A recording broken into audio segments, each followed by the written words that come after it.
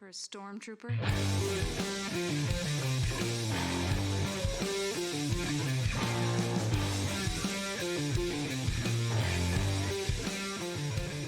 What's up, nerds? Welcome to a very special May the 4th episode of the Multiverse Report. Tonight, whenever you're listening to this, we are recapping and ranking the live-action Star Wars films from Tatooine to Hoth to Endor to Naboo to Geonosis to Mustafar to Jakku to Jeddah to Ahch-To to Corellia and to Exegol and everywhere in between.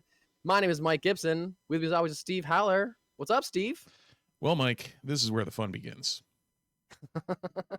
Because this is going to be a ride. So for anyone who didn't notice, if anyone missed it on social or we didn't pester the hell out of you, we also asked the community for their rankings. So you're going to have Mike's rankings, my rankings, the community's rankings, so a collection of listeners and friends and whatever.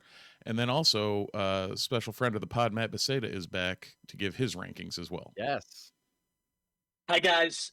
So excited to talk to two great friends about something we all feel passionate about and stories that really have been the backbone of our upbringing and childhood and teens and adult lives.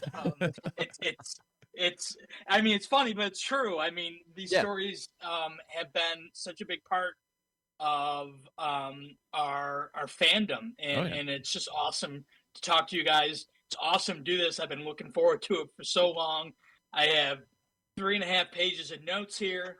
Not that I'll need it, but anyway. Well, and it's funny because there's only so many topics that Mike and I can go off. Well, there's a lot of topics Mike and I can go off on a 2-hour tangent about. But there's only so many that we're extremely likely to go off on a 2-hour tangent about. And I'd say this is about the prime. Yes, Star Wars is always one of those topics that we can talk for way too long. I guess well, real quick, I have like a little bit of business, or a plug, I should say, that I want to throw out there. Because this is a Star Wars podcast, and I just kind of got this news recently, I wanted to mention it, that if you are living in the Syracuse, New York area on August 12th, so a little bit in advance, but August 12th, there's going to be a special themed nerdy burlesque show happening at the Palace Theater called Trek Wars, where all the performers will be either dressed up as Star Trek performers or Trek characters or Star Wars characters. And it's going to be a big, great show at the Palace. And before the show and during intermission, there's going to be like a mini convention, nerdy convention in the lobby. I am going to be one of those vendors in that nerdy convention selling copies of my comic books, The Amazing Shakes, and also From the Static, the horror anthology that I'm in. So if any of you nerds listening, Star Wars fans, Star Trek fans, I know I shouldn't mention Star Trek on a Star Wars podcast, but I am. If you're in the Syracuse area on August 12th, check out a really fun show. And I'm mentioning it because it may, seem like it's far away, but tickets went on sale today. You can buy discount tickets today for the show. And you can find it online. Just look up Trek Wars, being put on by a duo called the Sinisisters. So if you look that up, I'm sure you can find tickets available for that show. And now that plug is out of the way, I'm ready to talk Star Wars with you guys. Sorry, Matt, were you going to say something?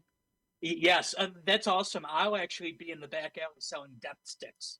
If that helps.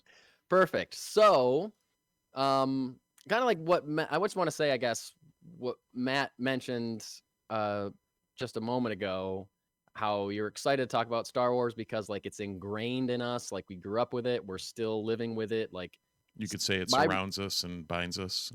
Surrounds us and binds us. Yeah. Flows through us.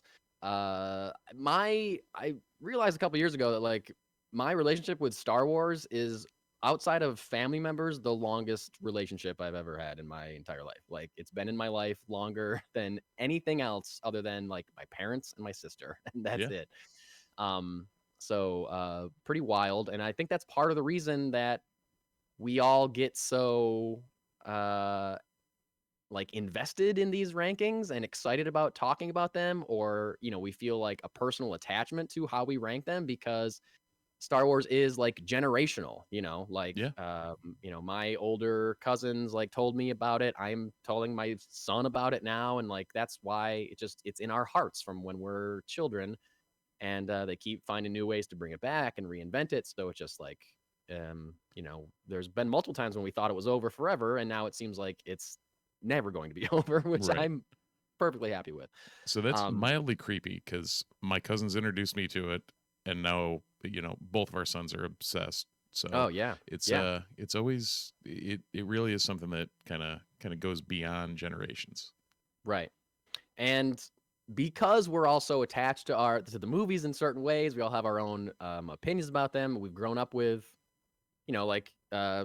the three of us are more probably, grew up more with the original trilogy. We were teenagers when the prequels came out, and adults when the sequels came out. So, there are people that grew up with the prequels and, saw the prequels first, as kids, or those that, Phantom Menace was the first movie that they saw in the theater. So like they look at the prequels in a different way than we do. So there are reasons for everyone's like intensity around their opinions. And I think it kind of makes it unique. Like, we all love ranking films of any franchise, but it's something about the Star Wars movies, because it's so inside of our hearts and souls and, how we grew up, that it feels more personal. So a lot of times people can get offended. There's a lot of toxicity in the Star Wars fandom. We're not going to do any of that tonight. We are going to rank our Star Wars films, and we're going to talk about them. Well, we're not going to do the following things. We're not going to yell and scream at each other over our opinions if they're different. We're not going to insult anybody if our opinions are different. We're not going to say that, so-and-so or whoever ruined Star Wars, or that Star Wars is dying or Star Wars is dead because of a movie that we didn't like. We're not going to say that there should be less women in the movies. We're not going to call anybody a Mary Sue. We're not going to say that there should be less diversity in these movies. We're not going to claim that, any of the movies that were made without George Lucas's involvement don't count as Star Wars movies, because they are. We're not going to say any of that stuff. If you're here because you want to hear that stuff, turn it off now. We're not going to get toxic about this. We're not going to scream at each other. If you're that kind of Star Wars fan, point of order. Yeah. Point of order. If anything in that vein comes up about the holiday special, I'm not defending it. Sure. Yeah. No. Holiday special. All bets are off. Absolutely. So just to piggyback on what you were saying, like it's interesting how I feel like other film franchises don't have this diversity in the rankings of the movies, like yes. The X-Men franchise, for example, or I don't know, the Superman franchise, even the MCU in general. It's very interesting how Star Wars attracts such diversity in the rankings, and I think that's what will make this fun. And I think it's because they're spread out over such a long period of time, from 1977 to 2019. And it's not like, the MCU they put out 35 movies in the last 12 years or 15 years or whatever. So like it's a way more short amount of time. And so everyone's kind of involved in those movies in the same level as of right now. Years from now, there'll be kids that look at it differently or whatever, same as Star Wars. But for right now, Star Wars feels to me unique amongst franchises because of the intensity around them. So, we're going to try to keep everything light. I will say, actually, you know what? I'm going to ask, were there any criteria that you guys like took into account when you specifically when you made these rankings, or like, is there a way that you thought about them, or was it just like the ones you most like to watch or whatever? How did you look at it? Mine was a gut. It was a combo, and the more I thought about it, it ended up being a combo of not just was it a good movie, but what feelings do I have attached to it? Sure. So there's definitely some in my rankings that you would not expect out of me, being of the OT generation. Yeah. But yeah, it was a combo of like, not just is this cinema, but like random feelings attached to it and stuff like that. So it was a good mix. Yeah, I completely agree with Steve. The other thing I think had some influence on me was how the movies play against the Star Wars legacy. Whether it's Disney buying Star Wars or the prequels era, or how it evolved, or what a particular film had had an impact on another film, if that makes Sure, sense. Yeah. But really, 90% of it is what Steve said. Yeah. I have, and this took some work, and I think I mentioned this on the podcast before, but I have, for the most part, been able to compartmentalize my feelings of what I think a movie should have done, or the plot should have been, or could have been, or what directors I think were good, or what, I've been able to compartmentalize my behind the scenes anger, it's not anger, but like disappointment, I guess, sometimes, in what I wanted these movies to be, right, versus accepting that this is the story, this is the canon, and this is what happened. And I personally feel like once you can get past your own expectations of what you wanted to happen in these Star Wars movies and see them for, this is the story that happened, I feel like personally I've become a much happier Star Wars fan and have been much more at peace with a lot of these films. And that really just comes from reading about them, watching them over and over again. But once I was able to be like, well, it would have been better if they did this. You know what? That's not a really productive conversation, because they already didn't do that. right. And they're not listening to me, and I have no way of making that happen. You don't have a direct line to Kathleen Kennedy sitting around somewhere. No, I don't. And so it's kind of pointless to sit around and whine and be like, well, I thought they should have done this, when they already didn't. And if I want to keep loving Star Wars, which I do, you got to just like kind of get on board and be like, okay, well, yeah, somehow Palpatine returned. I don't know. There's nothing that I can do about that, but that's what happened. I completely agree with you, Mike. And just to emphasize what you said, I think a lot of the toxicity in Star Wars comes from it not living up to expectations that certain people wanted. Oh, and, sure. And that's where people just can't get over. And I'll talk about that more when we get to. I'm sure it's going to come up more than once. Yeah. Well, I guess with that, then let's take it into some rankings. So for anyone who's listening, like I said, we solicited the community response. The way we're going to be doing this is we're not going to talk about a movie until it gets to the highest point that somebody has it on a list. Yeah. So we're not going to have we're not going to have a general discussion about that movie until all three of us have mentioned that movie in our list. Yep. That makes sense. So it'll be, number 11. If all of us are the same, we'll talk about the movie then. If not, we'll have quick reactions to who had rankings where, and then move on to 10. And Steve will also be reading details and numbers from the community response that we got as well. So we'll get some. So I'll give you guys the community response, and then Matt will give his, I'll give mine, and Mike will finish up with his. All right. So I guess without further ado, number 11. I don't have any drum roll or anything here, but number 11 officially by the Multiverse Report community is Episode 9, The Rise of Skywalker. So wow, okay, that is not a surprise to me, but I can't say that it's a shock, really. Yeah, Matt, I guess we follow that up. What's your number 11? My number 11 was actually Attack of the Clones. Okay. But I don't think we'll need to wait long. Right. So I do have that higher. Yeah. So I opted, obviously, anyone who listens to the podcast, for The Rise of Skywalker. I feel this is a surprise to no one. Yeah. So Steve, you're in line with the community. Yeah. Yep.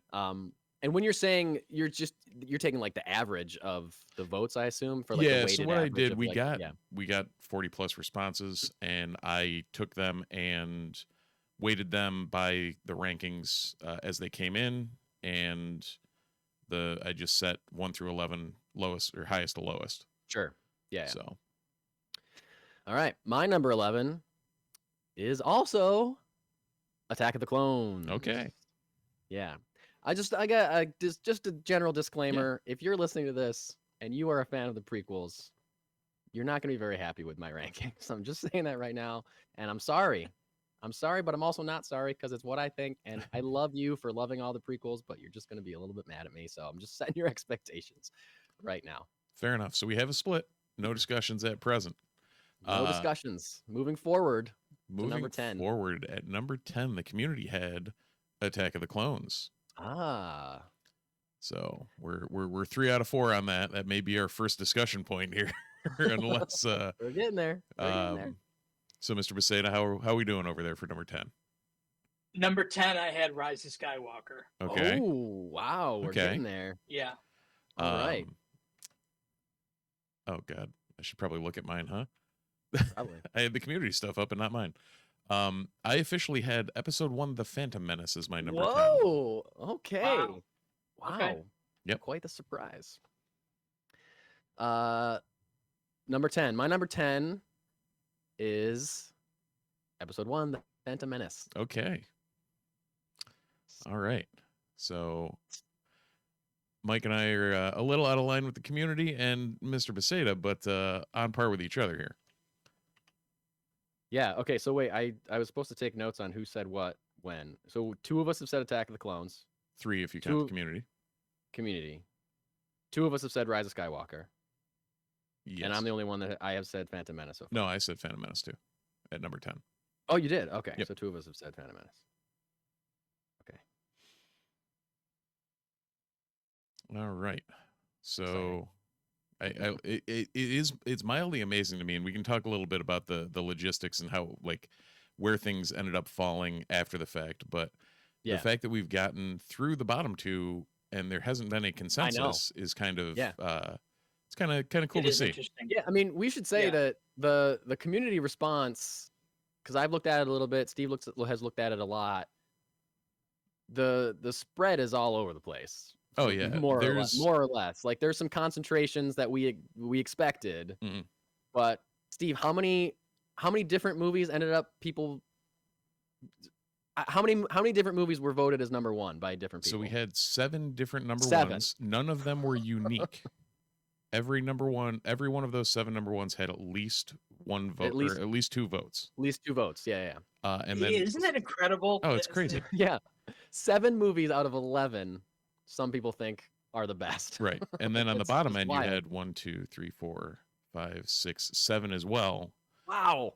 So it'd be hilarious if it was the same 7. That'd be hilarious if it was the same 7. You said there's only 2 that were voted both number 1 and the worst, right? There are only 2 that are both ends. So see if you can predict. If you can predict at home which 2 movies were voted both the best and the worst Star Wars movie of all time. I feel like one would be an easy one to guess, but the other one may not be. Yes, one's very easy to guess.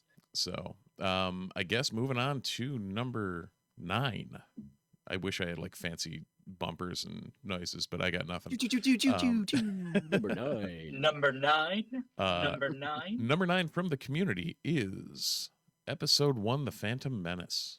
Oh, wow. Okay. So I'm gonna have to agree with the community. Number 9, episode 1, The Phantom Menace. All right. Okay. So we have officially triggered discussion number 1. Yep. So and hey, it's episode number 1. There you go.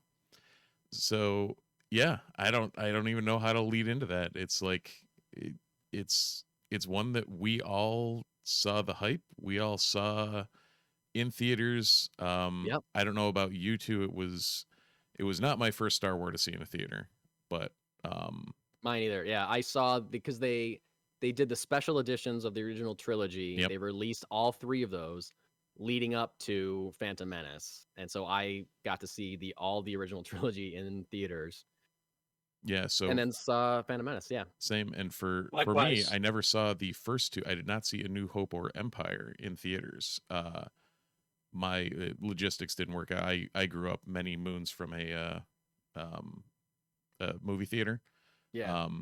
Couldn't quite walk or ride my bike there the 20-something miles.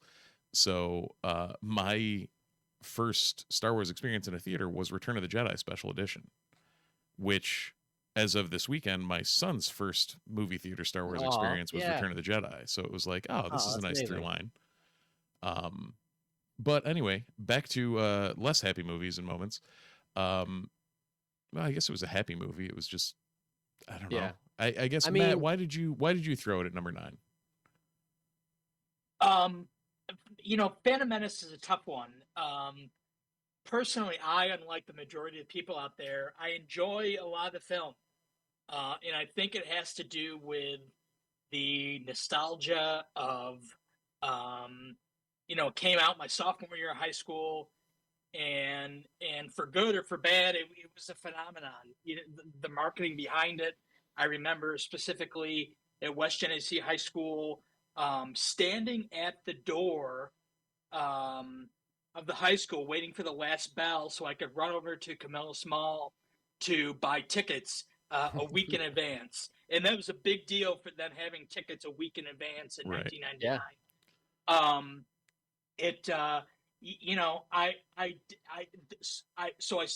originally saw the movie 4 times in the theaters, and then in 2012 they tried to do all of them in 3D, and I went and saw Phantom Menace in 3D because I didn't have much going on in 2012. I think there are strong parts to the film. I think, for one, John Williams' score is just absolutely phenomenal. Yeah, we were talking about that in the pre-roll, how the OT is like it's the iconic music, and it's the stuff you always go to. But when you think of like Duel of the Fates or Battle of the Heroes or Across the Stars, like John Williams was cooking. Like he was, for sure. He was making some quality scores. The Trade Federation theme, Good Lord, Duel of the Fates, and one of my favorite pieces of Phantom Menace is the finale theme, where they give Boss Nass that giant glowing ball, globe. But what's really cool is that theme, is the Emperor's theme in a major key, which I always thought was kind of cool. I also really liked Jabba's fanfare at the pod racing scene. Originally Jabba's theme was,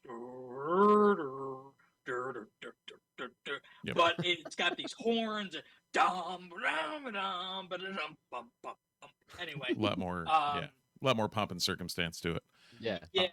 But you mentioned the marketing blitz that they put on for Phantom Menace, and it was like we were talking in the pre-roll about there was Duel of the Fates had a music video on MTV, which back then was a big huge deal. Wow, I don't remember that. Oh yeah, really? Yep. Oh my god, I think it debuted on like TRL or something. Yeah, wow. Yeah, no idea. They pushed as much at it. I remember like Mountain Dew like branded all Pepsi products branded Star Wars, and it was everywhere. I had those cans except for 2 of them, and I've come very close to buying all those cans at eBay just for the nostalgia. Yep. Yeah, but because look, it's certain things in high school you cling to, and I think that's one of the reasons I cling to this movie. Just real quickly, for me, my favorite scene in the film obviously is the Obi-Wan and Qui-Gon versus Darth Maul, which we had never seen lightsaber duels like that before. The throwback choreography to a different time. Yeah. So that's my number 9. Nice. I remember hearing that the announcement that they were going to make another Star Wars movie, and just being out of my mind, like, oh, this thing that I thought I was never going to get any more of, now I'm going to get more. Like I was excited and it was like 3 years later than it came out or whatever. Like I was excited every day for those 3 years, knowing that more Star Wars was coming. So when I went to see it, sorry, go ahead. I was going to say, so when the rumors for that started, EU boy me over here was like telling people that they were going to do the Thrawn trilogy. Oh yeah, because that was hindsight didn't work out. Hopefully it does in the future, but I was like all excited. I'm like, these books were amazing. They're going to do them. Nope. No, right there. Expectations. Right exactly. There. Expectations versus reality. I should have known back when I was in, whatever. Yeah. 7th grade or something. when I went to see it, I remember thinking that it didn't feel like I thought it was going to feel, and feeling like it was boring. Yep. And then right as the aforementioned Duel of the Fates lightsaber fight really kind of got cooking, towards the end of the movie, the film broke and the lights came on and they sent us all home. Yeah. And I didn't get to see the end of the movie until a year later when it came out on VHS. Yeah. Stop it, really? Yeah, because I didn't like. So you didn't like it enough to exactly. go back and see. I didn't like it enough to go back and see it again, all just for the last like 20 minutes or whatever. I was like, wow, I'll wait. Yeah. Yeah, and I think for me it stays lower in the rankings because the CGI doesn't hold up, but that's just a personal thing. Yeah, I was kind of going to get to that too. And I should have said this at the top too. I like every one of these movies. Oh yeah. No, like my litmus test is if it came on I'm gonna date ourselves here. If it came on USA, I would leave it. Like I would not change. Yeah. Because I recognize that it's all, like I said earlier, it's all canon. It's part of the story. This is what happened. And for a long time, I hated all three of these movies, these prequel movies, because they weren't what I wanted to happen. And then when I started like realizing, I was like, well, no, it's just, that's the story. That's what happened. There's nothing I can do about it. That's what happened. But that doesn't stop me from watching this movie and thinking, this acting's not that great. The CGI could be better. There are long stretches where I find it to be very boring. Also, like weird editing choices sometimes. Like there's a weird point of view shot from C-3PO as Anakin is talking to him, saying that he's going to leave. It switches to 3PO's point of view, following Anakin around the room. Just never been done in any other Star Wars movie. It's never done any other time in this movie, in Phantom Menace. I can't even remember. I just watched it kind of recently or anything. It's weird. I just watched it recently and I was like, wait, this is like, it's like his POV. What is this? Like, it's just so strange. And I feel like it's definitely, I feel like it's overly long. Like there's just things that could be cut out. I don't know. But I mean, like you said, Matt, there's obviously great stuff in it. I think the pod race is exciting and cool. Like the Duel of Fates is obviously great. I mean, generally for the prequels, I think setting up, I feel like they're setting up starting in this movie with, like you said, like the Emperor's theme being in a major key, and like, but who was killed, the apprentice or the master or whatever, and it pans over to like Senator Palpatine's face, or like you're telling us that this is a bad guy, like you're telling it, and if you're not already clued in by the fact that it's the same actor, like I feel like they're simultaneously trying to set it up as a twist that he's evil, but also blatantly telling us. So for me, that kind of ruins a lot of the mystery of this trilogy, because like all of a sudden I know more than anybody else in the movie, and it makes all them seem dumb. I feel like for any movie, not just Star Wars, for any movie, if the audience can figure out something before the main characters, then the audience is bored, because they're like, why, this is obvious. Why can't these smart, and that was Jedi see this? When it all happened, it had already been established that it was Emperor Palpatine, but in the movies they never said that at any point. So if you had just seen the movies going into it, you would have you wouldn't have had the. But as soon as they were like, "Oh, this is Chancellor Palpatine," I'm like, "He's the guy." Yeah, it's like there goes there goes any secrecy in the movie. There goes the mystery. Exactly. Yeah. Yep. And similarly, Natalie Portman. Obviously, you saw her and you knew she played Padme, but she's playing a handmaiden, and you're like, wait, I thought she's supposed to play Padme. And then Keira Knightley looked pretty damn close. No, yeah, but it's just interesting because when she reveals herself, Qui-Gon and Obi-Wan are like, there is no reason for her to reveal herself at that moment. She just like arbitrarily decides, this is when I'm gonna like come clean. It's not like a negotiation.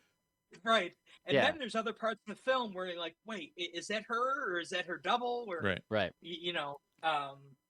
anyway. Yeah. It is great that they continued the tradition of Princess Leia in having a badass woman at the helm. Sure. And I think Padme fills that role. Yeah, Ooh, sorry, I thought I muted my microphone when I coughed. I did not. I was going to say, you cough. reached for the mute button and just Sorry, missed guys. horribly. Sorry, I've been coughing all day. Apologies. Well, so speaking of misses, let's stay on the bottom end of the spectrum, and I will give you my number 9. In a bit of a surprise, episode 3, Revenge of the Sith. Whoa! Wow! Whoa. Wait, so have you said Really? You haven't said Attack of the Clones yet? I have not. Oh my god! Wow. Wow! Yeah. Yep. Revenge of the Sith at number 9. Mm-hmm. Well, Steve, I'm shocked, but not too shocked because my number 9, Revenge of the Sith, episode 3. Oh, that's great. And this is really where, when I preface this list by saying that prequel fans are going to be mad at me, I feel like straight off the top, the bottom 3. Because Revenge of the Sith is one of those movies that was voted number 1 by several people, or was in at least the top 3 for a lot of people.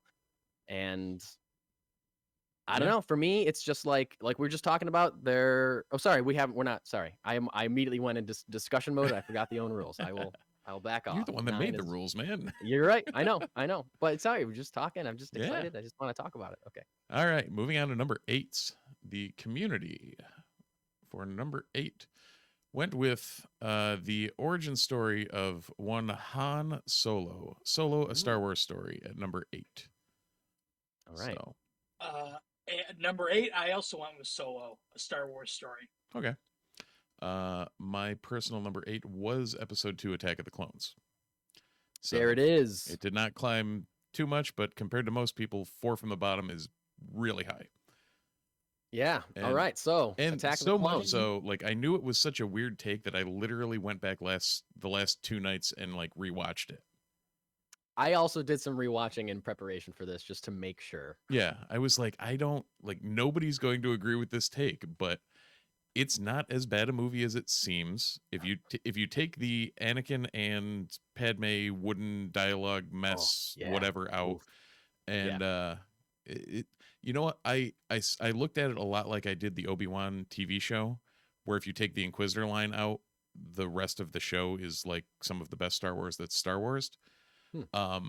For Attack of the Clones, this is where I was saying I have that like attachment to it, because it was the first movie I saw in a midnight release. It was the first movie I saw a standing ovation for anything. Like literally when Yoda ignites his lightsaber, the entire theater got up and started clapping at a movie. And you're just like, exploded. What? My theater exploded too. I remember that specifically. And like I remember that, and then when I'm watching it, I still, it gives you the feels. So it is that high for me. Wow. I similarly, I was working in Walt Disney World at the time and saw the midnight showing at downtown Disney, and it was a packed house. And I'll never forget, this guy comes out, no talking in my movie, and blah, blah, blah. And people started throwing crap at him. It was kind of funny. But the place went absolutely nuts.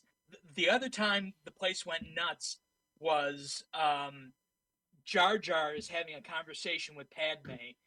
And he's like, Misa, go in. And she's like, Jar Jar, that's enough.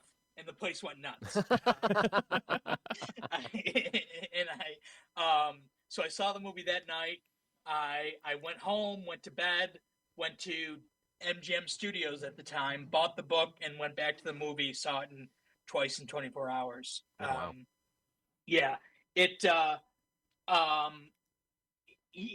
Obi-Wan is awesome in that movie. Christopher Lee is great. Yeah. Yoda is fantastic. Tamora. Tamora, first time we saw Yoda as a CGI character. I love the Battle of Geonosis. It's the first time we see this major Jedi battle with all these Jedis fighting the Separatists and Geonosins. 2 scenes stick out for me. The scene I just mentioned, the Battle of Geonosis, and there's a small scene with, I'll call him Tyrannus because Palpatine calls him Tyrannus. And Palpatine, where they talk about, my lord, the war has begun. Yeah. And I really like that. John Williams' Across the Stars is a great theme. Yeah. The electric guitar on the speeder chase, and there's several cues he brought back from the Phantom Menace that play well in that film. Yeah, so the whole Zam Wessel thing, that was another one that kind of took me out of it. But the or no, wrong movie. No, I don't know movie. who Zam Wessel is anyway. So no, right movie. That was what sent Obi-Wan to. Zam Wessel is the changeling bounty hunter. Oh, okay, yeah, that's who I was gonna guess. But yeah. I think he is a she, and I think she is a changeling. Anyway. Yeah. Yeah, that whole thing, the seeing Coruscant in the way we saw Coruscant, like there was a lot of positives out of it. There were it was not cinema. I told that to my wife last night when I was talking through my rankings a little. I was like, this is not, it's actively not a phenomenal, we're not winning Oscars for this, but it's, I don't know. It just holds a spot. So, yeah. I forgot what I was going to say. Well, that whole the whole like I understand, like the prequels are all about like Palpatine making moves and like playing chess, right? And like I get how he's doing that in Phantom Menace, how he's like manipulating the Senate to vote for him, to like give him like, elect him chancellor. That all makes sense. This is where it really starts getting very convoluted. Like he had somebody like create a clone army, and he wants the Republic to find out about the clone army.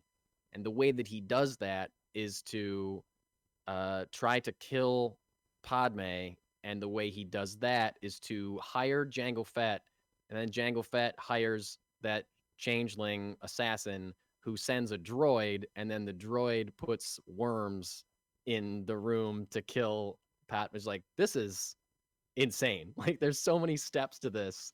It's and quite it somehow all leads back to Obi-Wan finding a clone army. Like, okay, I guess it worked, so I can't fault the guy, but it's a man, could you have a more convoluted plan? Yeah, exactly. It's so crazy. Well, that's why I'm here. I do love, the scene when Obi-Wan jumps out the window, that droid is like some of the best. That's like one of the greatest things I've ever seen a Jedi do. Yeah. Like, that's straight up. I'm putting my life on the line to solve this or like capture this. Like, I need to do this. And like without hesitation, jumps through a window. Pretty great. I love the scene where Obi-Wan is captured and Count Dooku is talking to him. Because Dooku like tells him the whole thing. He's like, what if I told you there was a Sith Lord that was like in charge of it? Like, he straight up tells Obi-Wan what's going on. Obi-Wan just doesn't believe him, which is wild. And that's like the whole thing. It's great. And I watched it, I want to say a couple months ago, and it had been a long time since I'd seen it. Again, a lot of it, like the romance, Hayden Christensen, Natalie Portman, there's like zero chemistry there at all. Like, there's zero believability in any of these acting things. I feel like Phantom Menace, Liam Neeson's carrying, like, as far as acting goes, Liam Neeson's carrying that film on his back. Like, Ewan McGregor's pretty good, but he doesn't have a ton to do. Liam Neeson is shining in that movie over everyone else. He's the only one not doing great. Yeah. And here in Attack the Clones, there's no Liam Neeson. So like Ewan McGregor has stepped up for sure, but still it's rocky all around. Hey, Joel Edgerton as Uncle Owen. Sure. Yeah. For the 5 lines of dialogue he gets or whatever. Yeah. This is my girlfriend, Baru. The reason my girlfriend, Baru. He's like cleaning something. Like sometimes. Yeah, sometimes in Star Wars, they say a word and you're like, I don't think that word belongs in Star Wars. For me, the word girlfriend doesn't belong in Star Wars. It just sticks out to me. It's like too earthy. I don't know what it is. Just strange. It almost would have been better. This is my lover, Baru, and they just start making out. I don't know about that. That might be a different movie. Yeah. I do want to say that Steve, you mentioned Yoda, and Yoda's lightsaber duel at the end. When I watched it recently, I was really impressed at the whole lightsaber battle at the end, even before Yoda shows up. Like, Obi-Wan and Anakin versus Dooku, like that whole scene is really good. And I feel like it's a really intense, often overlooked lightsaber duel, because then Anakin, that's where he loses his arm for the first time, and for the first time. Well, I guess he doesn't lose it again. He just keeps the same. Did they replace it when they make him Vader? Did they give him like a new robot arm? I don't know. And then he loses it again at the end. Yeah, he doesn't lose it again. If you remember, he doesn't. That's the one that he has. Yeah, he goes up on the sand with that arm. Yeah, he's crawling with that arm. So no, I meant at the end of Return of the Jedi, he loses his right arm. Oh yeah, you're right. Okay. Yes, correct. You're right. Anyway, that's all pretty much I have to say. Poor bastard. That guy. Oh yeah, he's sliced and burnt, and jeez. No wonder he needs a whole suit to stay alive. I know. Jeez. So, well, they should make a Vader comedy. Can I catch a break here, folks? Well, actually, we're going down a comic tangent because, of course, this podcast is. In the Vader comics, there's a lot of extremely, like, Charles Soule really got Vader's internal monologue, and like a lot of him having a retrospective on what happened, and not just being Palpatine's lackey, but like how he's like the inner turmoil in Vader. And it really comes through in a lot of those, a lot of the comic runs, and it really expands the character, because if you need more Vader, they do have all three of the Vader runs have been very good so far. That's what I was here. I got to dive into those at some point. I got all the trades for you, buddy. Nice. All right, is that all we got to say about Attack of the Clones? I think it is. Give my number 8. Okay, get ready for another discussion, boys.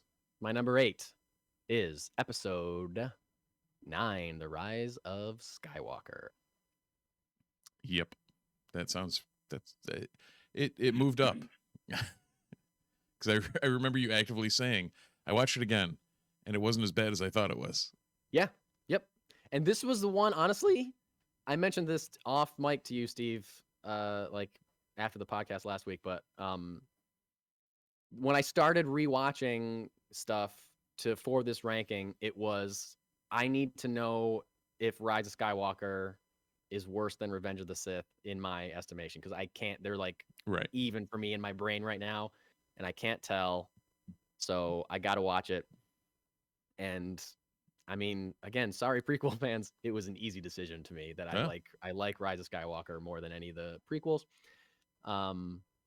And I think, like, I understand, like, again, keep in mind what I said earlier, I have compartmentalized a lot of like feelings about how I think this movie should have ended, or how things that I wanted to have happen. Like, we can have that conversation. If anyone ever wants to have that conversation with me, I can talk for a long time about how I think it should have worked, or how I even feel like there's a lot of stuff that happened in this movie that doesn't really make a ton of sense, but if it was told in a better way, then it would have made sense. Like, you could have made almost this same story, and if you just tweak some things or tell it in a different way, it would have been more successful. If this movie was the sequel trilogy, it would have been fine.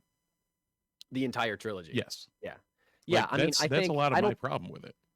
I don't think anyone would disagree that the biggest problem with this movie is that there's way too much happening. Yeah. Like, it's a mess. They're trying to do so much. They shoved it all in there. And in between the shoving it all in there, it was like weird fan servicey type stuff that didn't quite make sense sometimes. And they didn't quite connect the threads on all the shit they shoved in there. So it was like, sort of disjointed, and I've described it this way before, but for me, it really feels like it was like a first draft, and there was no like refining or editing really done.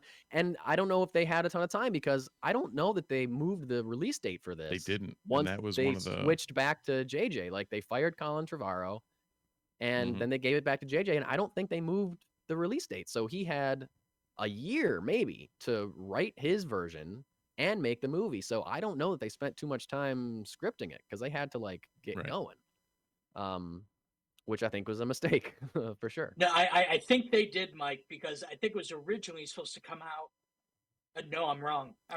Because Endgame came out. It was that May. It was 2 years between each of the you're actually right. Yep.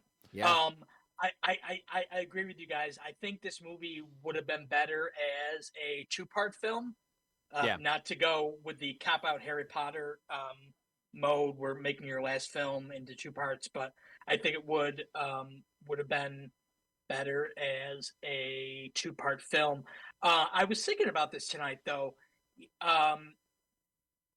Obviously, the big scene is the "Be With Me" scene, where all the Jedi come back and speak to Rey, quote unquote, come back. Well, think about this. If they did that 5 years later, that 4 years later, all of those characters have been remade into live action. Most of them, yeah. And they easily could have done that scene live action. Just interesting to think about. Yeah. I look at the good parts of the film. I think the fact that it's a group story is cool. It's similar to a lot of the, yeah. I love Rey. I love anything with Rey. I think she's fantastic, and I think she, I agree, did a great job. I like that they found a place for Luke, even though it was limited. Something I like that they were able to repurpose Leia footage, because see, I don't like that. That's something that I would have cut. I just feel like, I mean, I'm sorry, I didn't mean to cut you off. You can keep. No, you're good. You're good. I just it goes unnoticed. I think some of it is awkward. Yes, like that's how I feel. The scene where she like grasps the table and is falling over, and then second later she's like walking away. I think that was sort of choppy. Well, that goes back to them not moving the release date or anything, though, because they had to shove it all together with Carrie dying in there, and it's like, what do we do? Yeah, and I feel like it bothers me. I don't think it looks bad. I think it looks good. They did a good job making it look good. But for me, it's just like they clearly had a limited amount of dialogue from her, and it's like Rey is saying like 2 paragraphs, and then it goes to Leia, and she's like, no. Yes.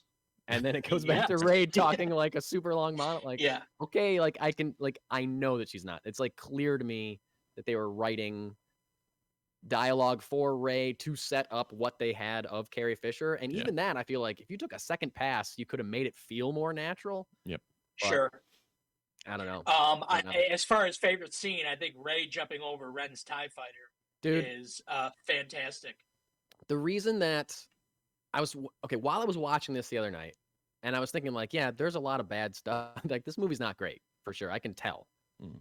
But why would I rather watch this than any of the prequels? And I think it's because a lot of it is because it's more tied into the original trilogy, which is in my heart forever, than it is the prequels. Like, like you said, Luke Skywalker's in this movie. Leia is in this movie, and as weird and random and unnecessary it is, Han Solo is in this movie. Chewie's a main character in this movie. Chewie gets a lot to do in Rise of Skywalker. He's got like he's got his agency, like he's all over it. These are characters that I love, and I'm watching them in a movie, so great.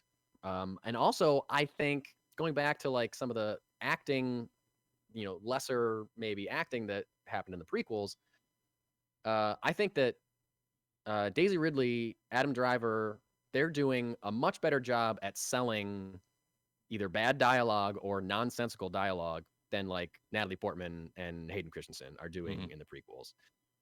And they also have chemistry. Like they are very much better together.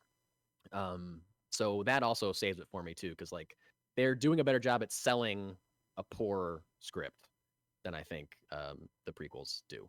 Right. Of that. So now at the same time, on the flip side, the plot devices that make zero sense, like Palpatine returning, and various other, like, I don't know, the fact I can't get over the fact that everything that they set up in The Last Jedi got thrown out the window with the bathwater. And that still bugs me, because there were certain things that I grasped onto that I'm like, okay, this is great. Like the Rey Palpatine thing bugged the hell out of me. Yeah. Like there was like, this doesn't make sense at all. Some of it does, a lot of it does, but some of it does in a way that I think makes sense. Like when Luke Force Ghost catches that lightsaber, and says like, a Jedi should treat his weapon with more respect or whatever. Like, I don't see that as a negating him tossing it over his shoulder in Last Jedi. I see that as he learned his lesson in The Last Jedi, and so he in universe is referencing his past behavior and saying like, now I'm not going to throw this away because it shouldn't be thrown away.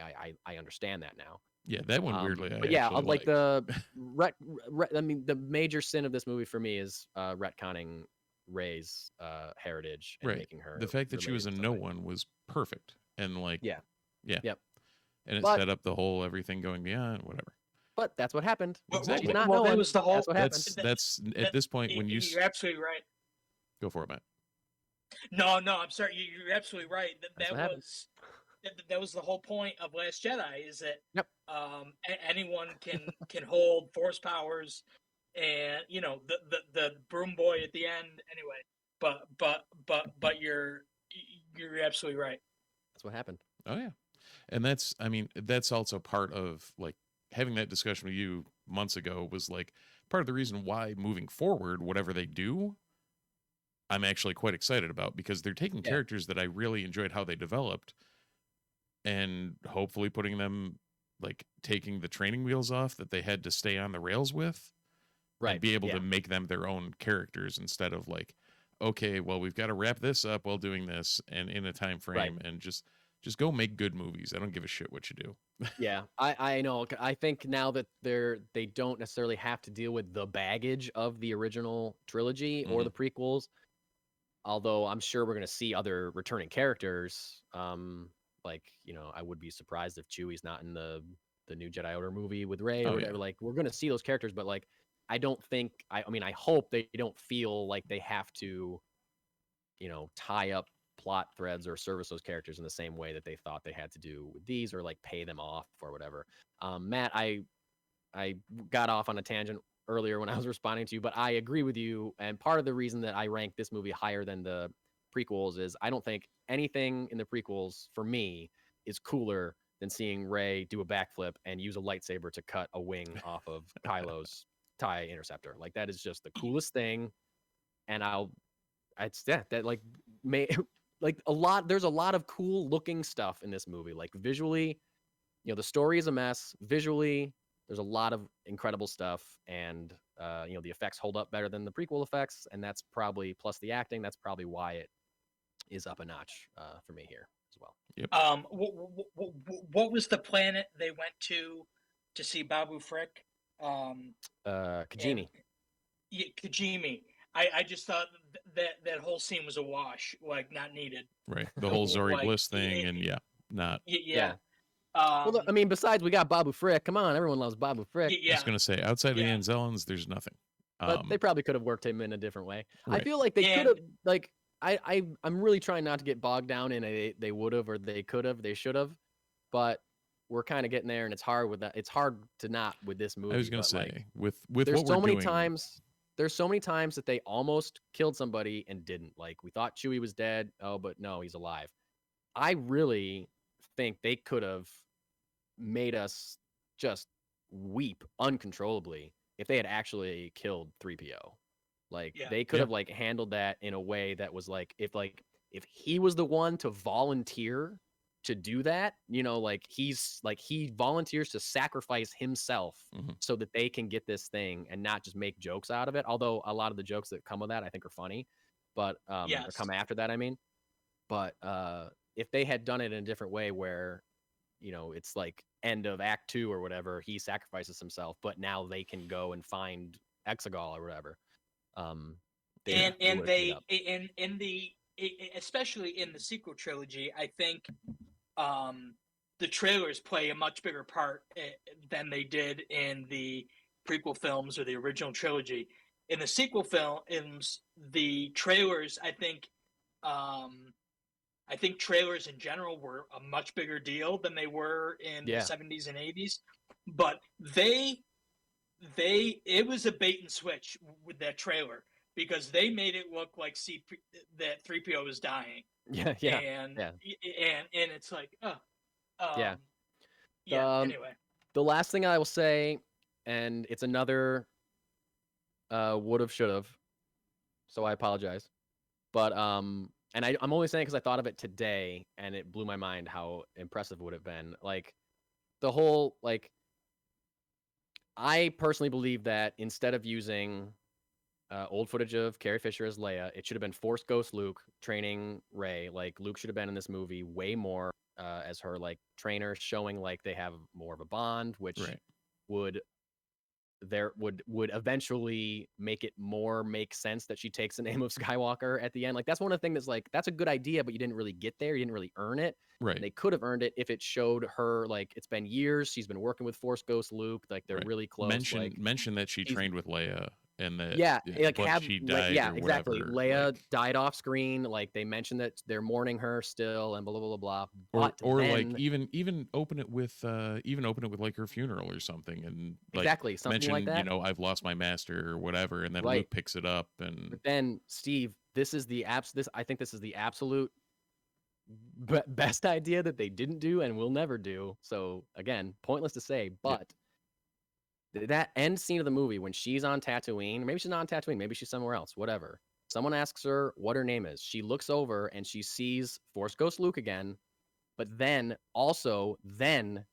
you get Force Ghost Carrie Fisher as Leia, and that's the first time we see her in the entire movie. We did not expect her to be in it. Right. We didn't know that she was going to show up as Force Ghost. We would have all been crying our eyes out. Yeah.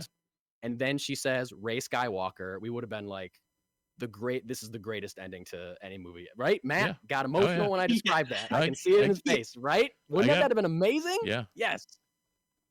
Wow. Anyway, I'm not in charge of writing Star Wars films, so sorry, but sorry, Matt. Not true. Guess what? We've got other. I think it's worth. Let's keep cooking because we got a lot more to go through. We're doing our Star Wars thing. Yeah, so, Rise is one of those that we could talk about for a very long time. Yeah. We should probably just keep going with our number sevens. Number 7 from the community is The Last Jedi. Oh, okay. The Last Jedi has entered the chat.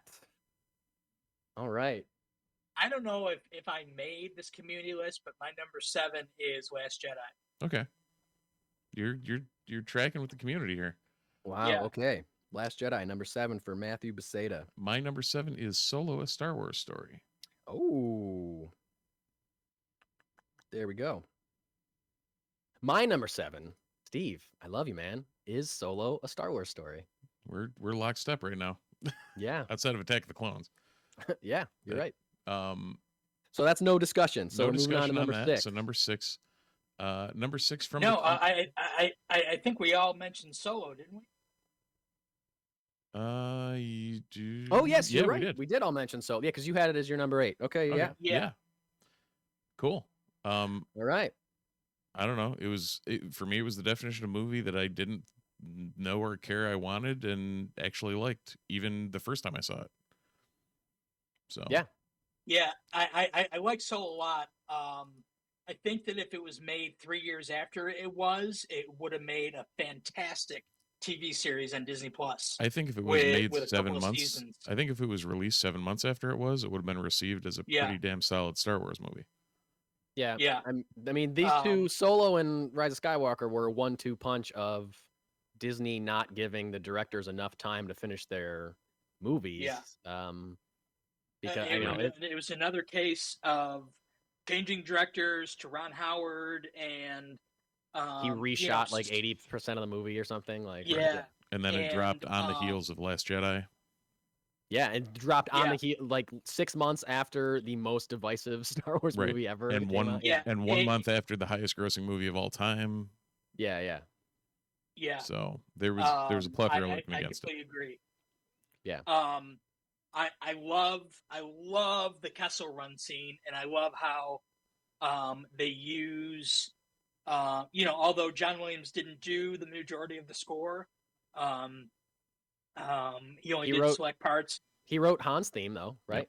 Yeah, he wrote Han's theme. He came back just to write a theme for Han Solo, Yeah, which I love.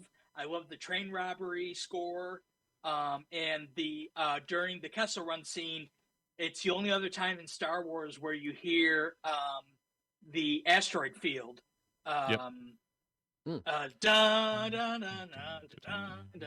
Anyway. I love that.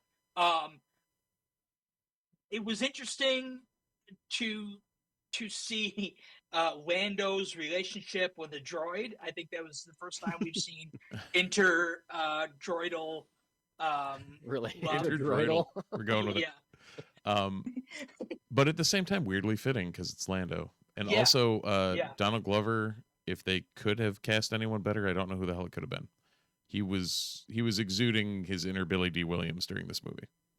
Yeah, but not like it was fantastic. It wasn't a copy of Lando. It was like a little bit of a twist on it. So like it was, you could tell he wasn't like trying to just copy what Billy D. Williams would do. I think he was mostly trying, if he copied anything, it was how he sounds. Yes. Because like his vocal delivery is very much similar to the pacing and like the couple drawls that he has in there. Yeah. But it's not all like how he moves is a little bit, he's not doing a full impression. I've heard some people say that they don't like that he's doing a full impression of Billy D. Williams. Like, I don't know. I thought it was really great. I thought he was channeling him without like impersonating. Yeah. And this may be a hot take. I feel like that's what Alden Ehrenreich is doing for Han Solo as well. He's clearly not doing a Harrison Ford impression. No. And I'm sure there's people out there that wish he was doing a Harrison Ford impression. I am glad that he's not. I feel like he's not playing Harrison Ford, but I feel like he is playing Han Solo. Yes. I've said that to a couple of people that have looked at me like, what are you talking about? And I'm glad you understand what I mean when I say that. I straight up love this movie. I love this movie. And I know a lot of people don't, but I feel like a lot of people don't because it's not Harrison Ford, because I've either seen or had conversations where they're like, well, it's not Harrison Ford. I'm like, yeah, well, he's 80 years old and they can't make, and he's dead. Spoiler alert. The character, not Harrison Ford, but Han Solo in, old Han Solo is dead. And then, the other person will say, well, then they shouldn't have made a Han Solo movie. I'm like, well, they did. What? I'm going to not watch a Han Solo movie? Like, come on. Right. They made it. I'm not in charge. Like I said, I'm not in charge of these decisions, but if they're giving me a Han Solo movie, I didn't want a Han Solo movie. I didn't need a Han Solo movie, but they made one, so I'm going to watch it, and I love it. It's super fun. Matt, what you said about making it a series is very interesting, because if you watch this movie, every 20 or 30 minutes, there's like a set piece change. Like it goes, they're doing something else. So like it easily could have been a series. And I think like what you said, if they had waited, it probably would have become a Disney Plus series. And it couldn't have been worse than Book of Boba Fett. Yeah, exactly. And it would have been, because I think this movie's great. Like, and no, it's not. Part of the reason I like it is because it isn't like this big, like the fate of the saga doesn't hang on the outcome of this movie. And that might be another reason why it turns people off, because they feel like it's not quote unquote important or whatever. But like, I don't know. I love the idea of getting just a fun Star Wars movie that's cool, and like, the characters still have arcs, and there are still consequences, but it's not going to derail the entire Skywalker saga. Right. I mean, the outcome of this movie. It's just like fun. Like, I would take a trilogy of these movies of just like fun adventures of Han and Chewie and Lando. Like, give me more of those. I hope that they still, every once in a while, like a rumor comes out or someone's like, I would love to do it again, or what, like, please make like the whole Make Solo 2 happen campaign for the campaign. I mean, it's hey, they're doing it in the comics. I think we could get something similar with if they go ahead with the Lando series. I agree. It would be really cool if Alden Ehrenreich showed up if they end up series. But like you said, Matt, the Kessel Run sequence is great. They do it coolly, like he's flying the Falcon and he does a flip. He flips the Falcon in a way that it knocks a TIE fighter over, like with the actual Falcon. It's like so cool.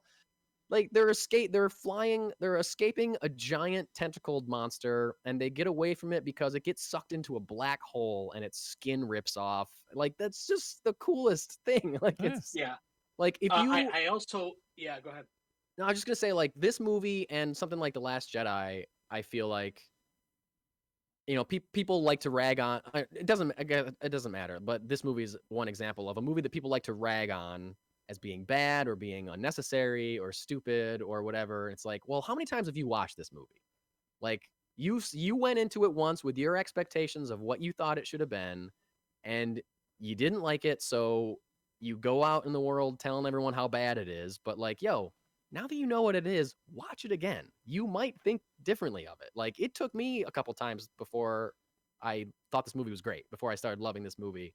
Like the third time I watched it, I was like, you know what? This is great. It's super fun. Why am I hating on this movie? Like, there's no reason to hate this movie. So like, if you're out there and you're a Star Wars fan and you hate any of these movies, give them another chance. If you've only seen them one time, you see, this or Last Jedi or Force Awakens, whatever, you saw it in the theater, it wasn't your cup of tea, and you never gave it another chance, give it another chance, because, now that your expectations are set, you might find some new stuff there. So anyway. Totally agree. And Solo, a Star Wars story. So just thinking back or looking back at some of the community rankings for Solo, all of them were sub 4, but that's to be expected outside of a handful of movies. Yeah. The spread from like 6th to 10th is very consistent. It's like 6, 5, 6, 5, 8. Like that's where most people had it, but it wasn't like it wasn't panned. It wasn't in the top tier. It was a good, fun movie. And I think that makes sense for the start. Like, again, I'm saying I love this movie, and I put it at my number 7. Right. But, I pretty much from now on, I could describe any of the following movies as I love them. Right. Like, I'm all love from here on out, for sure. Well, let's see what the community loved at number 6. And that would be number 6. Star Wars Episode 7, The Force Awakens. Ooh. Force Awakens has entered the chat. Number 7. All right, Matt, what's your number 7? 6. 6. Sorry, 6. My number 6 is actually this will be interesting. Rogue One, a Star Wars story. Okay. All right. Wow. Yeah. Okay. Yeah. Don't get me wrong. I love the movie. Yeah. We'll get there. We'll talk about it. Yeah. We'll get there, but I think it's going to be a while before we get there. It's gonna be a while before we get there. I'll tell you that right now. Yeah. I agreed with the community that The Force Awakens was number 6.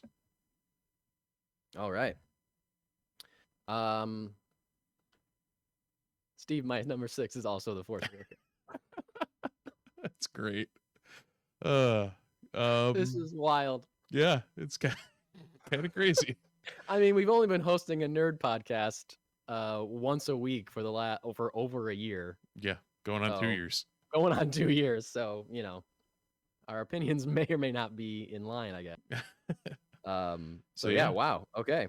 So that's number 6. Yeah, at number 5, Revenge of the Sith for the community. All right. Number 5, Revenge of the Sith for Matt Beisiada. Oh, okay. So I think that's it. Unless that's the convo. Yep. All right. I think if you want me to open because I had it the lowest, or yeah, sure, Steve. Yeah. Go for it. I don't know. I mean, it was. I think I didn't ever like it as much because it was like canned and we knew exactly what was happening and why, and it just there was never anything overly imaginative that they did with it, and it was just like, okay, cool battles, amazing choreography, a lot of great moments, but it just never, even rewatching it, I'm just like, okay, cool, it's a movie. Yeah, I remember, like when I was in elementary school, before any talk of any prequel or any sequel to the first 3 Star Wars movies, hearing people talk or having conversations about Star Wars and the rumor or whatever, I don't know if it was ever published in a magazine or anything, but like people saying like, oh, Darth Vader got like that because Obi-Wan threw him into a volcano or something like that. Like he got burned alive. That was from the I believe it was from Splinter of the Mind's Eye that was really announced or something. Like there was some early canon something that like confirmed that that's how Vader ended up in the suit. Okay. I remember it was in a book too, like the Star Wars Encyclopedia or something. Oh, okay. And I remember seeing that, and I'm like, whoa. I just remember Go ahead. I just remember thinking that they were fighting on Tatooine, and there was a random lava pit there, and he just threw him in there. So when we'll throw you in the Sarlacc, we'll throw you in the lava pit. Yeah. I'm like, who the hell builds a lava pit right there? Yeah. because I think. So I was just to finish that thread. I was gonna say, like, so for me, then when we got to the movie and that's what happened, I was like, oh, that's real. That's what happened. Like my 8-year-old friends on the playground were right. 20. I was like, oh, I guess okay. Like you said, Steve. Like, oh, I guess okay. This is just what happened. It's not reinventing anything. Okay, great. Yeah, I mean that said, it was like I'll rewatch it. When I saw it the first time in the theater, it wasn't. I don't know. It was fine. It was good. I was very excited to have come out of it. I was probably happier than a clam. But yeah, I remember thinking it was amazing after I left the theater. This was my first midnight movie. Was okay. Yeah. Yep. So this was the other movie that I saw twice in one day. I think I will say I think this movie has time has done it a favor. I for me at least, I think it's matured a bit. Mm-hmm. I'll never forget. I was working in Liverpool and talking to a kid about Star Wars, because that's what I did when I worked. I talked to people about Star Wars. And I said, well, what's your favorite movie? He goes, well, obviously Revenge of the Sith. And I just remember thinking, what? Well, he's 10. I mean, that's the movie, that he grew up with. Yeah. And I think I think the Star Wars community has finally given a break to Hayden Christensen. And that's one of the reasons why Obi-Wan, the TV show, did so well, is because they've now accepted him into the I like it. There's 2 lines in the movie I wish I could change, and that's it. And that's from my point of view. Yeah, dude. The Jedi are evil. It's like, it's like the most clunky thing. There's no way that no human being would say that at that moment. There's But it's not his clunkiest bit of dialogue that George gave him. Go watch Attack of the Clones. Yeah, no, for sure. Good point. When I'm with you, I can't breathe. Anyway, yeah, he had some stinkers. And then in Attack of the Clones, just because I watched it recently, the whole him describing to Padme about killing the Tuskens, and it's just like, those are the lines you gave him. That's real. Like, you couldn't have gotten a script doctor to do something better with that. Yeah. And then she's like totally okay with it. Yeah, she's like, that's totally fine with him being a mass murderer. Oh, you killed a bunch of people? That's cool. Yeah, I'm still in love with you. It's fine, Annie. It would have been cool. It would have been cool. It would have been cool if they like hinted at Padme also being like a little on the dark side or something. Like, you know what I mean? Like a Kingpin Vanessa kind of situation, right? Where instead of her just reacting like, I told my wife that I forgot to take the garbage can in or something. Yeah, exactly. Yeah, I think that would be cool. It's funny you say that. There's a deleted scene in Revenge of the Sith that I don't know why they didn't put in the movie. And it's Bail Organa, and it's Padme, and it's Mon Mothma. Oh yeah, and it's a couple other leaders, and they're literally talking about becoming rebels and doing their own thing and keeping it quiet. And I'm like, this is really good. Like, this sets up. And I don't know why they didn't keep it in the film, but I do. I love the opening shot with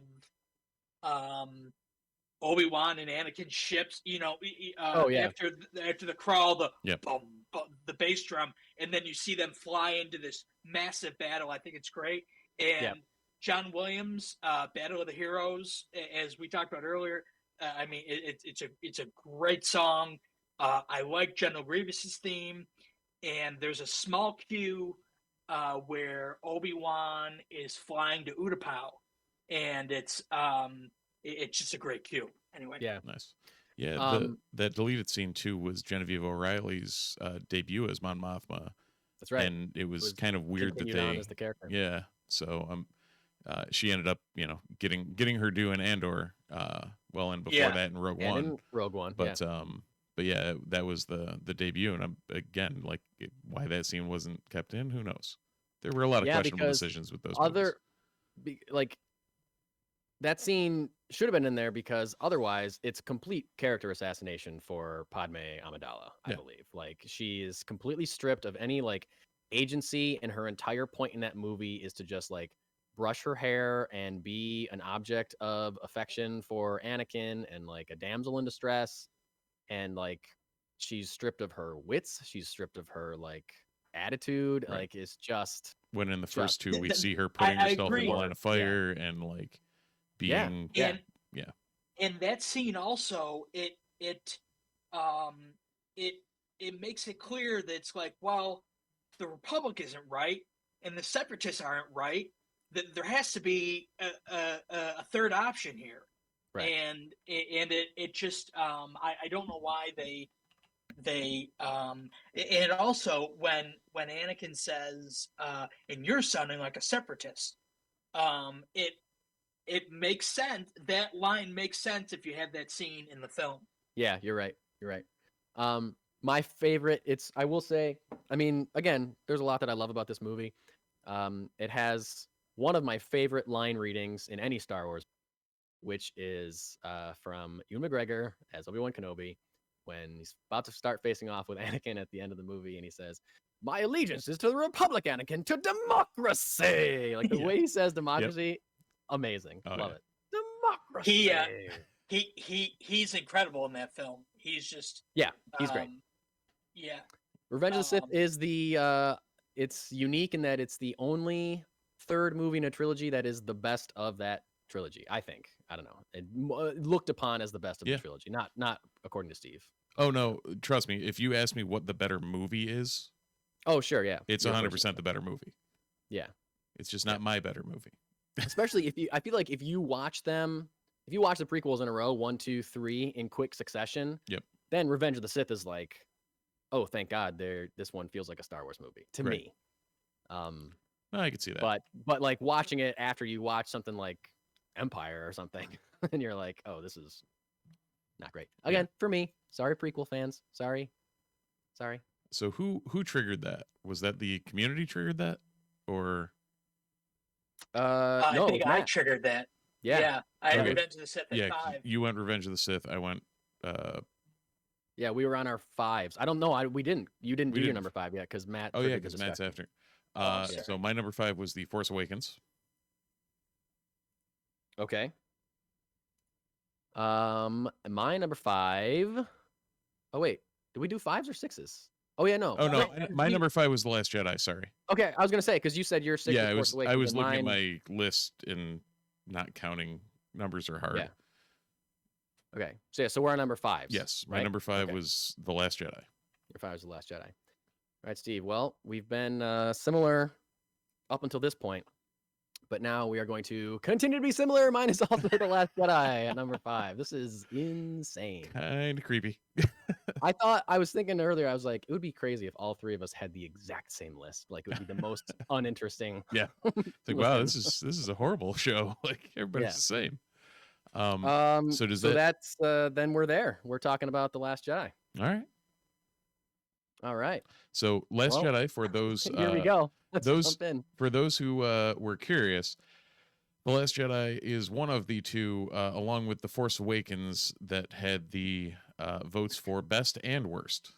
So Last Jedi had 2 votes for best, 7 votes for worst. Force Awakens had 2 votes for best, 1 vote for worst.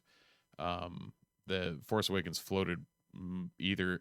The other weird thing with I forgot to bring this up when we were talking about that. Most of the votes for Force Awakens were either in the 4th or 9th slot. So it was either, it was kind of weirdly dichotomous.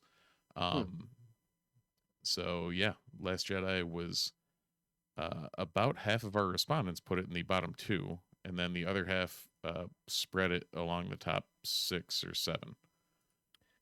So I personally am impressed and happy because of my feelings about The Last Jedi that it took us this long to talk about it.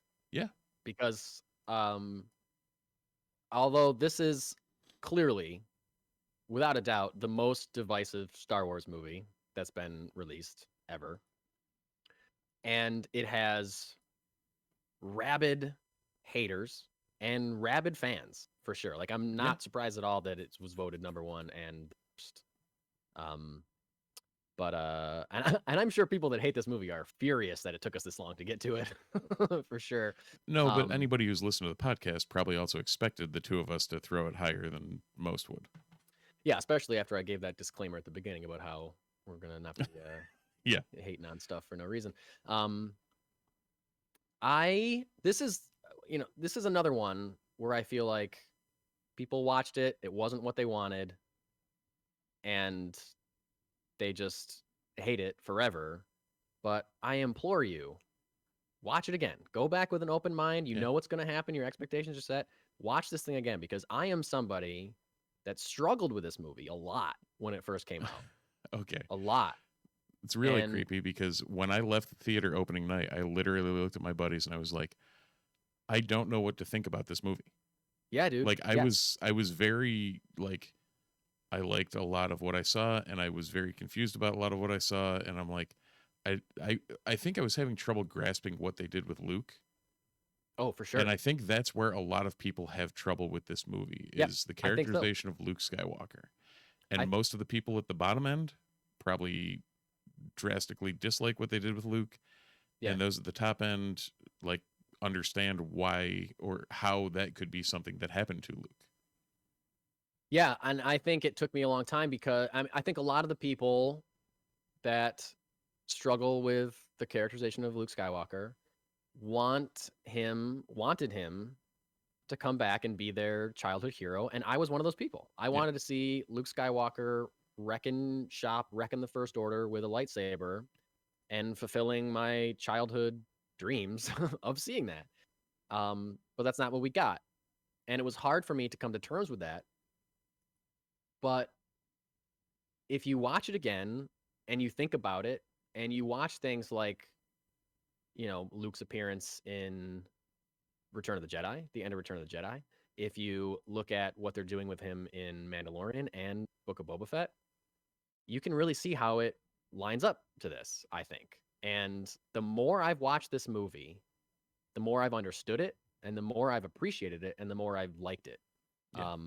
I think this is the best looking Star Wars movie. I think it's shot phenomenally. I think the cinematography is incredible. And I'm not saying others don't look good. Like Empire has some incredible work in it. But this movie looks gorgeous. Almost every shot is like incredibly thought out.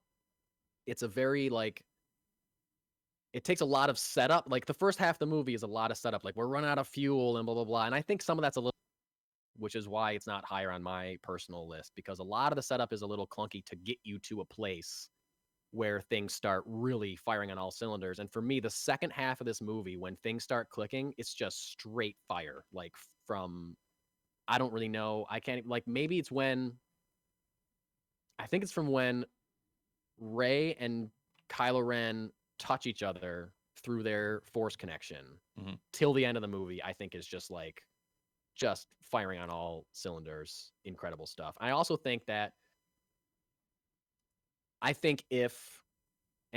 would ruin the point of Luke's story arc. I think if Luke had really been there on Crate at the end, was really physically there and left with the rebellion, saved them and then left with the rebellion, I think this is everyone's favorite Star Wars movie of all time. I think that one change would have made everybody forgive what they saw of Luke in the first half of the movie, and they would have been like, okay, well now he's back and he's going to be in the third one, whatever.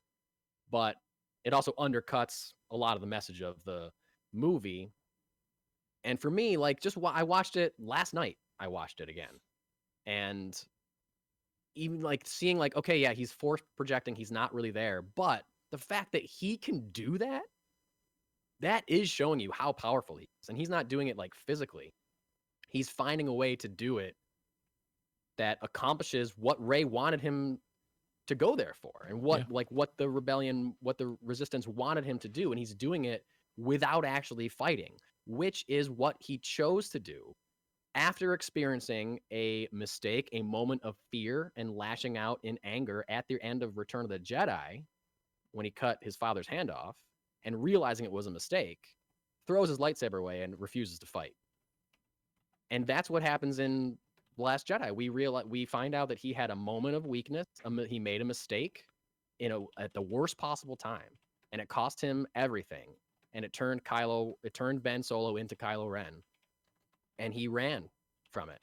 But now he is, again, learning from that mistake and figuring out a way to win and be the Luke Skywalker that everybody wants him to be without actually fighting at all. And that is like, what's a better thing for a Jedi to do?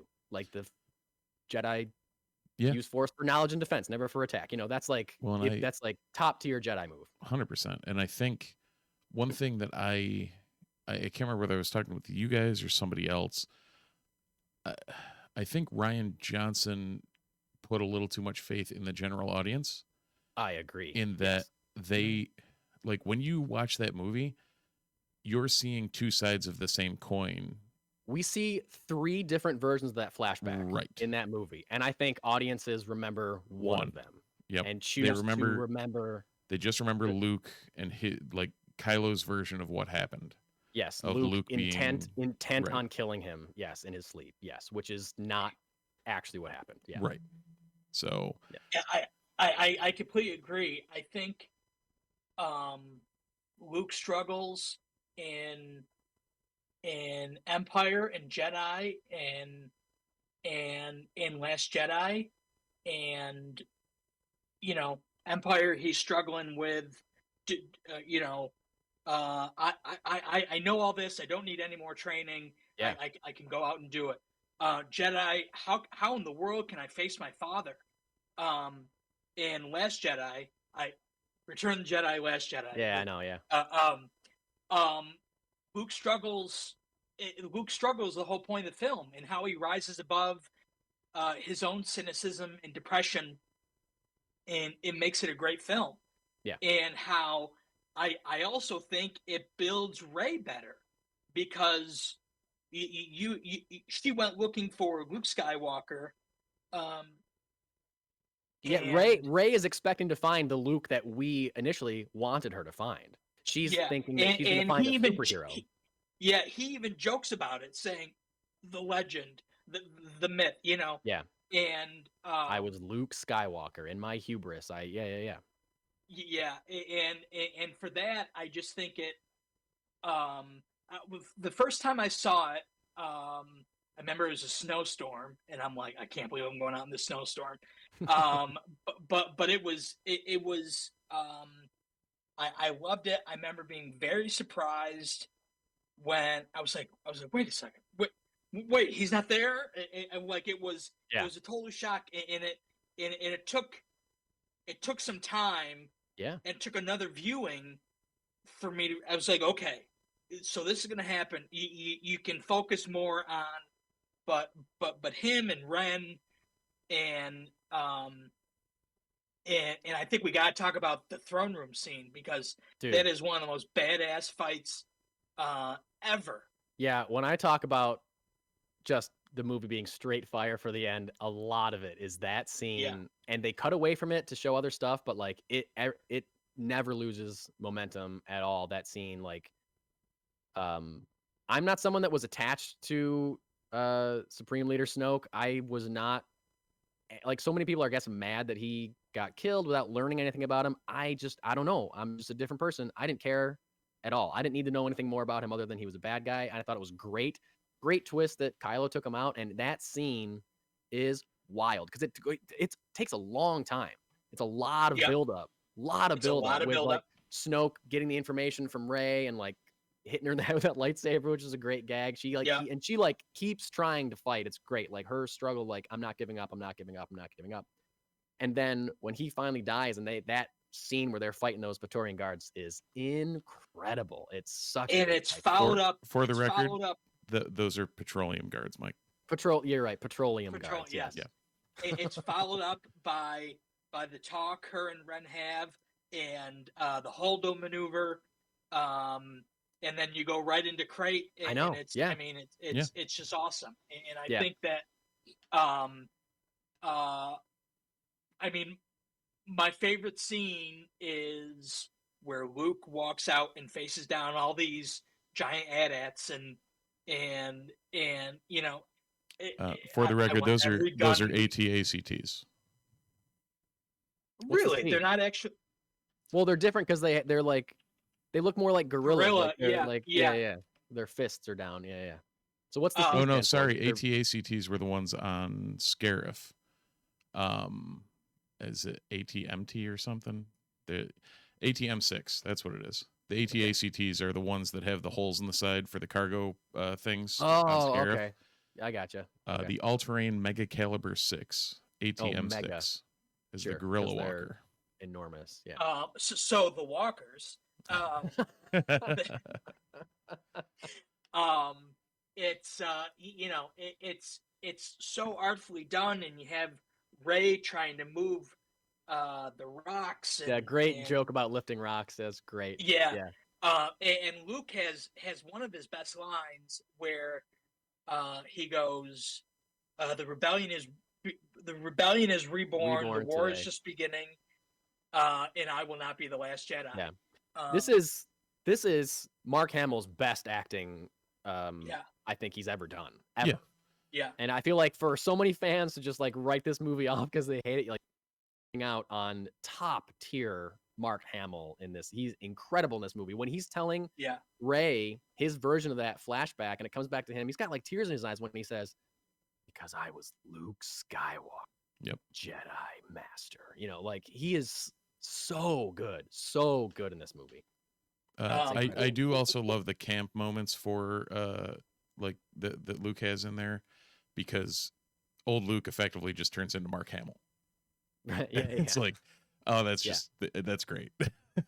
Like I feel like Luke would just turn into Mark Hamill, so that's fine. The line he has, where are you from? From nowhere. No one's from anywhere. Jakku. Okay, that is pretty much nowhere.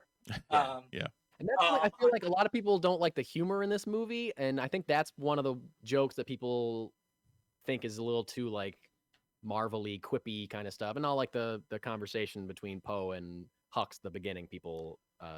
But as someone who grew up living on a desert planet, like of course he's going to be like, well, okay, you're right. Yeah, he understands. Like I literally called where I grew up the planet farthest from the sun or the universe. So I love the scene, and I love how it's kind of a surprise how they introduce Yoda being there, and the scene with Luke and Yoda I think is incredible.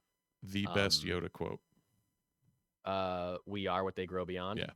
Yeah, incredible. The best teacher failure is so good. So good. I was sitting next to you when you first saw that, and oh really? I remember you turned to Rachel, say something, you turned and you saw it, and you're like, it was a great reaction. I want to say I actually think I was in the theater with you guys. Oh really? One of the prequels I remember being up in the top the theater, and you guys were like on the main thing, and as you were walking out I was like, oh hey, it's you guys and Pawinski. And yes, I actually was like, oh hey guys. Nice. So that's funny. Days long before the pod, where Rey is training on that stone, by that stone, and Luke's just kind of watching her. Just so awesome. And some John Williams moments at the Spark where Luke walks out there, and the cue, the powerful cue right after Kylo Ren kills Snoke, and she catches that lightsaber. She catches the saber, and they slowly turn. I mean, it's great. It's so great. It's so great. So good. I also love the idea of like the Force connection between Rey and Kylo, and although they don't use the term dyad, it does kind of carry over. Like it does kind of foreshadow, like, oh, they have this official connection, kind of, in Rise of Skywalker. Yep. And I like how they use the Force connection thing in Rise of Skywalker, because it's set up that they can physically touch each other in Last Jedi. So like that they're, at the end when she passes the lightsaber to him is a really cool use of that, I think. Yeah, I agree. Skywalker. So that was a cool thing that was introduced, I think. Well, you know what else we're going to introduce? What's that? Our number 4s. Our number 4s. Oh yeah, because that was number 5. All right, here we are, number 4. We're getting towards the end. We're getting towards the end, and I think things will start to tighten up a little here. Things are narrowing down. Yeah. So, your reaction is going to be interesting to what I say. Number 4. Number 4, A New Hope. Whoa. Okay. Yeah. Okay. So number 4 from the community was Return of the Jedi. All right. Not a surprise. And number 4 for me was Return of the Jedi. Ooh, okay. Number 4 for me. Wow, this is great. This might be, I don't know if it's the first time we've had all different ones. Number 4 for me is Rogue One, a Star Wars story. Okay. I can see that. All right. I can see that. And I think that leaves the gates open for, I think we only have go. 4. We have 4 left to talk about, so. Yeah. And here we are with our number 3s. Number 3 Steve, from the community. number 3? The community said Rogue One, a Star Wars story. All right, Matt. Number 3 and number 2 easily could have been tied for me, and I struggled with this one. And I think the only reason I picked this at number 3 was because I recently watched number 2, and I was like, oh, how can I not put that 2? But my number 3 is Force Awakens. Oh, so wow. that we have to talk about, because high showing of Force Awakens. Forgot about that. I knew yours was going to be in the top 3. I knew that was going to be in the top 3 for you. Yeah, and I think we have to talk about Rogue One too. No, we don't. No, we do not. No. Okay, Force Awakens, Matt. Sure. Your number 3. Top 3 Star Wars movies. This easily could have been number 1 for me. Wow. Okay. And at points when I've done different lists, nothing as official as this list. This one you're recorded, so yeah, this is carved in stone. This list is laminated. This easily could have been number 1. I think this movie is so much more than just a movie. I think the movie represents the rebirth of the franchise and a whole new era for both Lucasfilm and Disney, and they kicked it off in an absolutely spectacular way. It's the highest grossing Star Wars film ever. And I mean, my favorite scene, my favorite scene, I have this, I brought it down tonight because it's my favorite scene in all of Star Wars is I have on this canvas. The finale, and the very last shot. Well, and I tear up every time I see that because it is just so powerful. And that final the Jedi steps and finale theme, I was going to say that hits perfectly. It not only is it awesome, but we're playing that in the Camillus Community Band. Nice. It's very cool. It's tough to play. Shout out to the Sobchak girls who are anyway. Who are not listening to this podcast. No, I can't imagine at all.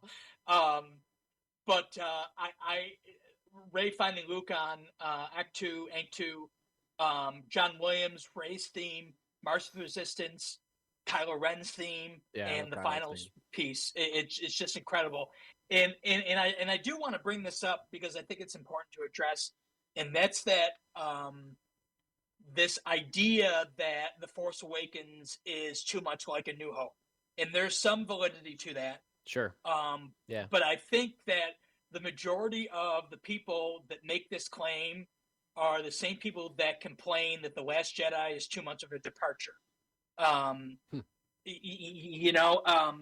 There's similarities, yes, but everything fits so well and makes so much sense. It's a very well written script, well acted, and as both Bob Iger and J.J. Abrams have said, it's a $4 billion movie. Because the whole purchase of Star Wars and the future of Star Wars rested with this film. They had to play it safe. And I just love the film. I love the connection between Rey and Han Solo. I love that we get to see Han and Leia again. It's just, I think that opening scene with Poe and Ren. Do you talk? Do I talk? Who talks first? I mean, it's great. I love this film. And I think that there's a reason it's anyway, I'm rambling, but yeah.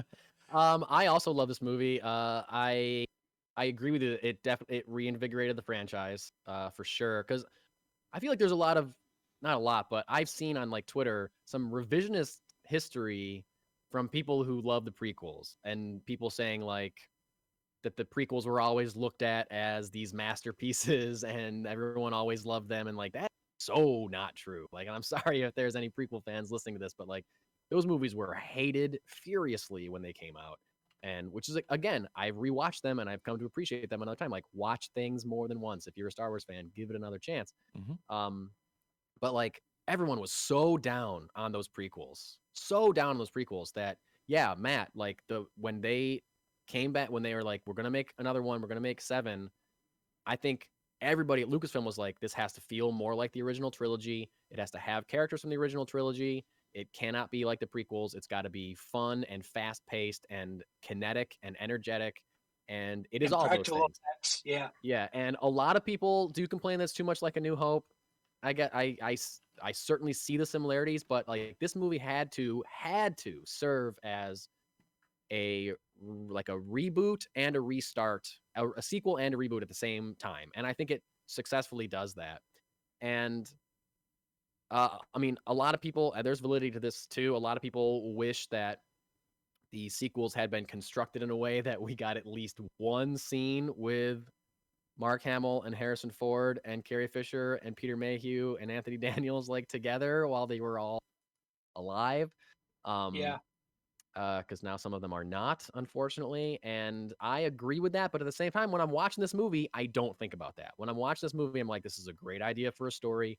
Right. And I feel like I should have said this when we were talking about Last Jedi, but like I remember talking to somebody about Last Jedi once, and this was when I was still struggling with it. I said something like, every time I'm watching it, I'm like, this is great. But then when I'm thinking about it later, I start realizing it bothers me. And the person that I was talking to hates The Last Jedi. Maybe they don't anymore, I don't know, but said something like, well, yeah, because when you're watching it, they're trying to trick you and blah, blah, blah, blah, blah.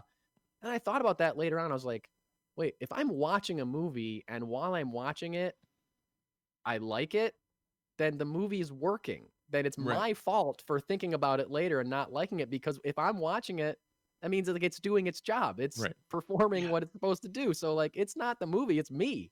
Like, it's me, it's my fault. So I apply that to Force Awakens as well. Like, yeah, it would have been great to have Luke and Leia and Han all together in one scene, but like, you know, I don't know, we don't get that in life. Sometimes you don't get to, you know, reconnect with people. But no, and like you said, I agree. You don't think about it when you're watching it. It's just, it flows as the movie. Yeah, you let the movie take you away, which is the job of a movie to do.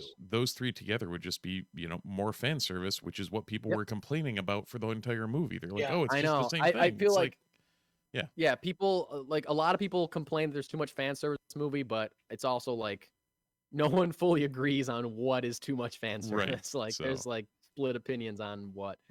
I love the character of Rey. You mentioned earlier, Matt, how you love her. I love her as well. I think her introduction in this movie is incredible. Like, you learn so much about her before she even says a word of dialogue. Like, you know that she lives in the middle of nowhere on a desolate place. You know that she is a scavenger and like just scraping to get by in some weird like selling junk based economy like for food. You know that she's waiting, she's been there for a long time because she's keeping track on that thing. You know that she longs for a better life because she sits there and feels comfortable. She puts a pilot helmet on and like she's wearing that just when she's hanging out by herself. Like, you learn so much about her.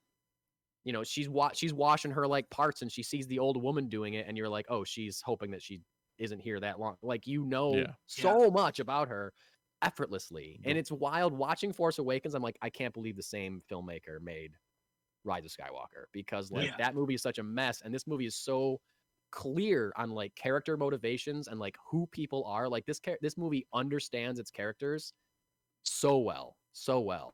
And I don't know. Yeah, it's great. And we're all going to see it tonight, May the 4th. We're going to see it tonight. Yes. The other thing, the promotion and the, you know, I talked earlier about the phenomenon around episode 1. This was 2-3 times that. I mean, everything had a Star Wars logo on it. I remember there were Star Wars oranges at Target. You could, I mean, it was with BB-8 on the logo. Yeah. I also think this was around the time that May the 4th became a thing. Yeah. You know, and it then they had like September Force Fridays, and I mean the promotion around it is absolutely second to none that I've never seen with another film ever. And I loved it. I loved this film. I watched this film every. The other thing was this film also, for me personally, made it very synonymous with the holiday, with Christmas. Same, dude. Same. Yeah, and I always like to watch this movie on Christmas Eve morning. Nice. Just a tradition I have. Just something cool. It didn't take much before, like, because Star Wars movies got in the habit of coming out at Christmas time, and it didn't take long. Maybe after Rogue One came out, I was like, oh, Christmas is a time for Star Wars. Like, all Star Wars movies are Christmas movies, and I just, like, that's how I still think that, even though it's been a few years. Yeah. I don't know. And now, and they're doing that again because the next date for the new Jedi Order movie is December 2025. So it's like, yeah, we're getting back in Christmas in space. Well, even with the trailers, when you see this Christmas, you're like, oh my God, like that gives you chills for some reason. Oh, yeah. Also with Force Awakens, I think Force Awakens has the two best trailers of any Star Wars film. When it was that second trailer that came out, I think it came out at Celebration, and at the very end where you're Chewie, we're home. I mean, it's just incredible. And that third trailer, it's just it's awesome stuff. I think this is really when trailers became a thing. Well, I think for my third pick, I'm going to bring it back to where trailers were not a thing with A New Hope, the original Star Wars. Number 3 is A New Hope. All right. Wow. Okay. My number 3. It's my turn for number 3? Yeah. Right? Okay. My number 3, Return of the Jedi. Episode 6. Return of the Jedi. Is that a trigger? Nope. Okay. I don't think so. I couldn't remember whether Matt had dropped it or not. So, number 2. Number 2, and we still haven't talked about 4 movies. From the community. Number 2, Star Wars: A New Hope. Wow. Yep, that makes sense. It's a solid number 2. Yep. Matt, what's your number 2? I had it. Never mind. My number 2 is I didn't do it. My number 2 is Return of the Jedi, and I think that triggers it, right? It does, and that also triggers the fact that it's a consensus on number 1. Yeah. Movie moved up a slot for me. Seeing it in theaters again this weekend, and it's nearly flawless. Although there are a lot of people out there that don't like the ending of this movie, which I don't understand. But who doesn't like the end of this movie? I mean, I think you mean the Ewok battle. No, just like I'll never forget. I met this guy at camp one time, and he's like, "Well, they really should have turned Luke first." And I'm like, "What are you talking about? The whole series revolves around." Never heard that. When Luke throws down his saber and faces the worst man in the galaxy, and proclaims himself a Jedi after Yoda said, "Your training will not be complete until you face Vader," it is so powerful and so incredible. His line, "I'm a Jedi like my father before me," has become one of my favorite lines. Same. Any Star Wars Mike and I have both talked that, especially like, it hit hard, and now as parents, we're both like, it's an actual visceral reaction when I hear that line in the movie. Yeah. It's just so well done. Yeah. Favorite scene: Luke on the diving board. Oh man, yeah. When he pops back up and R2 shoots a lightsaber, he catches it and he pops it, and it's green. Like the first time I saw this movie, I was like, "You can have a green lightsaber? What?" Like it just blew my mind that Yep. Oh man, still I just saw it in the theater this past weekend. Still got so excited when that little thing opens and he comes out of his head and you're just waiting for. Oh man, it's the best. I don't know if you did, Mike, but I was watching doing the go back and forth between watching me and then watching my son. Yeah, same. Yeah. And just watching him just stare this is happening. It was just slack-jawed, staring at Luke, just apex Jedi, especially after the way that entire first scene with him force choking the Gamorrean guards, coming in all black in the robes, and you're like, what's going on here? Yeah. And then, and again, if you want, Matt, to go back to the John Williams thing, the actual cue, the Return of the Jedi, is it's on my list from the skiff sail barge scene, and when he springs back off of the board and his theme hits, it's just like, okay, we're into it, and the music's taking you there, and it's beautifully done. Yeah, I mean, I fully admit that I don't think this is a perfect movie. Oh no, from a filmmaking standards. I see that there's cracks in this movie, but this is, out of more than any other movie in my list, I think I put this movie at my number 3 out of mostly nostalgia, because it's just in my heart and I just can't see it as a bad movie. I can't see it being I do, and I don't care. I just I acknowledge I'm just Harrison Ford's kind of phoning it in. Whatever, don't care. I watch this movie, it's like slipping into a nice warm bath. I don't know what it is. It's just relaxing. I just feel like I'm at home when I'm watching. Ford in this movie is so weird because half the scenes he's dead on, and then there's other moments you're like, okay, guess he showed up on set that day. There's a theory. There's a theory I've heard before that Harrison Ford didn't want to come back. He thought that Han should die or should stay frozen.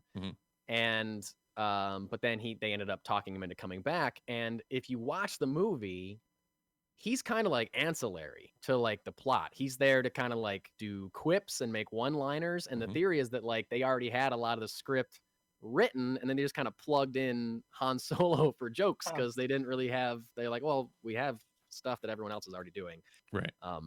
We'll just put him in here. But I don't care. I don't care. I love it. It was interesting to see. So I've seen Return of the Jedi twice in theaters. Once was Easter Sunday, 1997, and the other was Saturday. And it was interesting to see people's reaction to Han. I was yeah, they're laughing at that part. Yeah, I guess that is pretty funny. His sort of, like when he makes it, faces or whatever.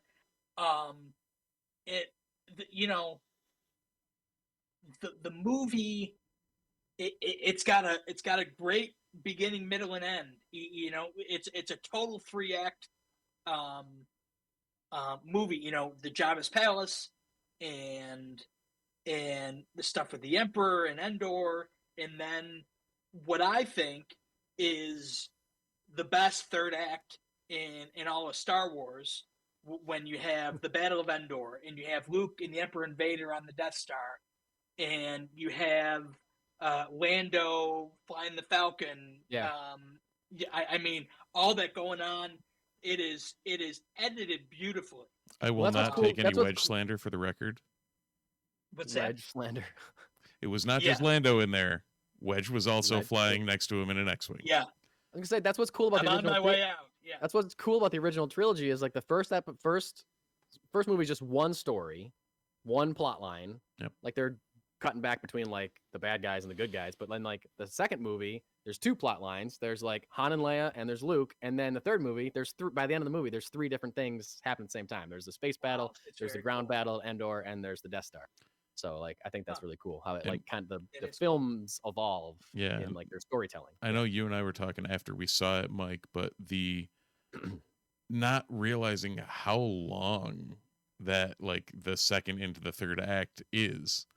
The briefing on Home One going before they jump to hyperspace for the Battle of Endor and them hitting the shield generator is at the half point of the movie. Yeah, I know. Like there's a lot of film where they're going, three-way, like the three different storylines, and it's kind of crazy to think because my son kept looking like, how much time is left? I'm like, 15 minutes. I told him 15 minutes like 20 times. It was great. He's like, the longest of the original trilogy, I believe. Yeah, longer. And even though it's only like an hour, it's like 2 hours and 14 minutes or something. Where like now, like Rise of Skywalker is like 2 hours and 45 minutes or something like insanely long. Like, so I mean, compared to that, it feels like a breeze. But yeah, I don't know. I love this movie. I love the speeder bike chase. Is one of my favorite scenes in all of Star Wars. I think that Yoda's death scene is one of my favorite scenes in all of Star Wars. Like Luke, there is another Skywalker. Is like, it's just so good. I love it. I love it. So well acted. Yeah. I mean, acting between Mark Hamill and a puppet, it's just absolutely brilliance. Yeah. I do want to bring up something that I think may actually tick you guys off a little bit. All right, well, make it quick because we got more to talk to, and we're going so long. It has to do with John Williams. Oh, okay. Oh, wow. It has to do with John Williams. I love Return of the Jedi theme, the Emperor's theme, Battle of Andor. But I personally, my favorite special edition change was the finale music. Oh, no. Yeah. Yep. I absolutely love it. I just You're alone. think it's. I know I am. In this room, you're alone in this room on that for sure. I am Camp Yub-Nub. I know. Yub-Nub for life. Yub-Nub for life. I want a shirt that says Yub-Nub for life. If that exists, we can make that. Link. Oh, that'll be the first Multiverse Report first shirt. Multiverse Report shirt. Yub-Nub for life. Yep, Multiverse Report on the back. Amazing. Oh, perfect. Well, since we're rolling along, because we're so rapidly rolling along, I haven't said my number 2. I haven't either. Oh, okay. Oh, that's right. Yeah. Okay. Sorry. My number 2 is Rogue One: A Star Wars Story. Oh, okay. That triggers a conversation there. It does. So, I don't know. Number 2 is Rogue One. Wow. Yeah. It's one of those where I admit it's relatively like there's points where it's disjointed. There's points where sometimes it feels like it's just jerky or whatever. You don't have to apologize for your Rogue One love. Oh no, it's like not at all. To me, it's one of the most like not fun, but like fun to watch movies just from all of the gaps it fills in almost perfectly. And then the whole second half, like the setup is one thing. A lot of people complain about the clunkiness of the setup. I can get over that for that back half because the third act of this movie is the Battle of Scarif, wild, tremendous. It's just absolutely insane. The characters of Baze and Chirrut, I absolutely love. And then you see, it's the first time we see Vader being Vader. Yeah. Yep. Like that scene alone could ramp it up to the top 5 movies. Everyone's scared of him. He's the most vicious guy in the galaxy, but we never see him get to do any of that stuff. No, we see him like fight wiggle. We see him fight Obi-Wan. That's it. That's it. And this is the first time, you're right, Steve, that we get to see him completely just being absolutely merciless, which they continue in like Obi-Wan. We get to see that more there, but like this was just complete glee for me in a theater. Oh yeah, seeing this. And like as soon as that lightsaber ignites, you're just like you're on the seat of your chair, like you're on the edge of your seat. The seat of your chair. You're on the seat of your chair. Yep. Just like what's gonna happen? Yeah. So absolutely. So I love this movie. I think it's creative. I think it's exciting. I think one of the reasons people rank it so high is it's creative and it's new. You're taking one story, but you're branching out and building this whole new story, which I think is one of the reasons people love Andor, is because it's just completely new and completely different. You mean like separate from the saga? Yeah. There's no Skywalker involved. Technically there is at the end, but 2 of them. I love how they brought back Tarkin. I thought that was very creative. Yep. And I like CGI Leia for the 5 seconds she's in it. And favorite scene when Admiral Raddus calls up the Hammerhead Corvette. I just think that whole scene is just so cool. Only film that doesn't have John Williams' involvement. I can never say his name. Giacchino. Michael Giacchino. Yep. who does a bunch of the Pixar films. For me personally, he did the Lost soundtrack. Yeah, he was also incredible. He was a last minute replacement. I don't remember who, like someone that was supposed to do it couldn't or dropped out, and then he wrote the entire score for Rogue One in like 2 weeks or something. Yeah, wow, it was ridiculous. It's incredible. And to write it in the vein of Williams, like it fits very well. Same thing with what Powell did with Solo. Like it still feels like a Star Wars score. Yeah, definitely. He also incorporated different themes that were exclusive to Episode 4, like the Death Star theme. You know, bum bum bum bum.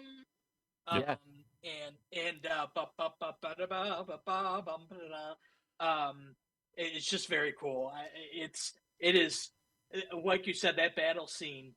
Well, and that battle scene also sets up that also sets the stage for why the rebellion is so small and their only shot is against the Death Star is as it is, because most of their fleet got destroyed trying to assault Scarif to get the plans. Yeah, Blue Squad gets taken out. Yeah. Two more things about this movie. One, I think it enhances A New Hope, because you see why Vader is so pissed off at the beginning of New Hope and how hard it was to get the plans and all that. And if you've never looked up the cut on YouTube of the end of Rogue One directly into the first scene of A New Hope, it flows perfectly. Perfectly. Where you see Luke looking up to the stars and he sees the battle up there. Yep. It's just so the deleted scene. Yeah. Yeah. The other thing that was, sorry, go ahead. You can finish. Oh, sorry. I love that. I think this shut down a bunch of haters who said that Disney can't make a Star Wars film, when Disney made a Star Wars film where practically everyone dies at the end. Yeah, and from what I've heard, it was Lucasfilm. It was like Kathleen Kennedy and Lucasfilm. Like, I think the writers said, well, they'll never let us kill everybody, so let's write a version where everyone lives. And then they brought it to Lucasfilm, and it was Lucasfilm that was like, don't you think it'd be better if no one made it out of this? And they were like, oh, we can do that? Yeah, that's what we wanted to do. Like, it was their idea. And I agree with you. Like, so many people love this movie. Like, it's a very highly rated from our community and like from other people that I know on our list. We all rated it fairly high. Matt was a little bit lower, but I feel like people that love to trash Disney for quote unquote ruining Star Wars or whatever, like, forget, Disney made Rogue One. Like, they made one of the best Star Wars movies that exist. Yeah. So they've made Rogue One, Andor, Bad Batch, like Mandalorian, last season of Clone Wars, most of Obi-Wan, 2 episodes of Boba Fett. Yeah. I agree with what you guys said, that part of the reason that I still can't fully get on board with the prequels is that it really feels to me like George Lucas didn't watch his original trilogy for a refresh before he wrote those movies, because things don't line up, or they line up in ways that are just so clunky and like afterthoughts, like, oh yeah, erase the protocol droid's memory. Like, oh, okay, well, I guess that makes sense. But it's like a last minute off the cuff thing. Or like, why does Obi-Wan just completely lie to Luke about everything as soon as, like, why? There's no point in, I don't ever remember having a droid. It's like, you dude, you were with R2 for a decade. And you were with 3PO after you just left your best friend on the side of a volcano to die. Like, you remember these droids. There's no way you don't droids, Obi-Wan. Like, come on. Like, it doesn't make sense. Rogue One so seamlessly lines up with everything, absolutely everything in A New Hope, that what you said, Matt, I agree with. It makes A New Hope better. The very first Star Wars movie, where everything this came from, this like sacred piece of film, is enhanced by the way that this movie leads up to it, which I think is just incredible. It does in a less voluminous way what the Clone Wars does for episodes 2 and 3. Yeah, in a more succinct way, in 2 hours versus 7 seasons of a show. Yeah. So yeah. Well, yeah. You wanted to mention the film where it all came from. So, Mike, what is your number 2? My number 2 is Star Wars Episode 5, The Empire Strikes Back. Boom. Wow. I feel like that's a recent shift. Huh. Before we started recording, I said, I want to go last. I don't know why, but that's why I wanted to go last, guys. Fair enough. Your faces right there is why I want. And it is a fairly recent shift. Okay. Wow. Oh. Well, guys, number one. What's your number one? So Empire. By many, I mean, I guess we are because that's what you said. That's what I said. But you guys haven't specifically said what. Oh no, yeah. So nor have you read the community's number. I haven't. My number one is. Aha. So the community number one was Episode 5, Empire Strikes Back. All right, Matt, what's your number one? Well, I planned to change shirts during every episode, but I didn't have a Exegol or Geonosis shirt, so I'll just go with the Bespin shirt. Empire Strikes Back is your number one, and Steve, what's your number one, buddy? Also Empire Strikes Back. All right, well, let's talk about what I think is one of the greatest movies ever made, The Empire Strikes Back, Episode 5. And that was by a relative, almost doubling up on the community. Pretty that wide was their margin, number one. Yeah. From the numbers I saw, yes. And Return of the Jedi was actually the second most popular number one. And then Rogue One was the third. So A New Hope was actually the fourth most popular number one. Yeah. But far and away the most popular number two. Yeah. Yeah. I mean, Empire Strikes Back is a cinematic masterpiece by all accounts. And that's it. Okay, we can move on. I can't think of another film that suspends a story over 3 years like that, where they leave you feeling like, what just happened? Everything went wrong. Right.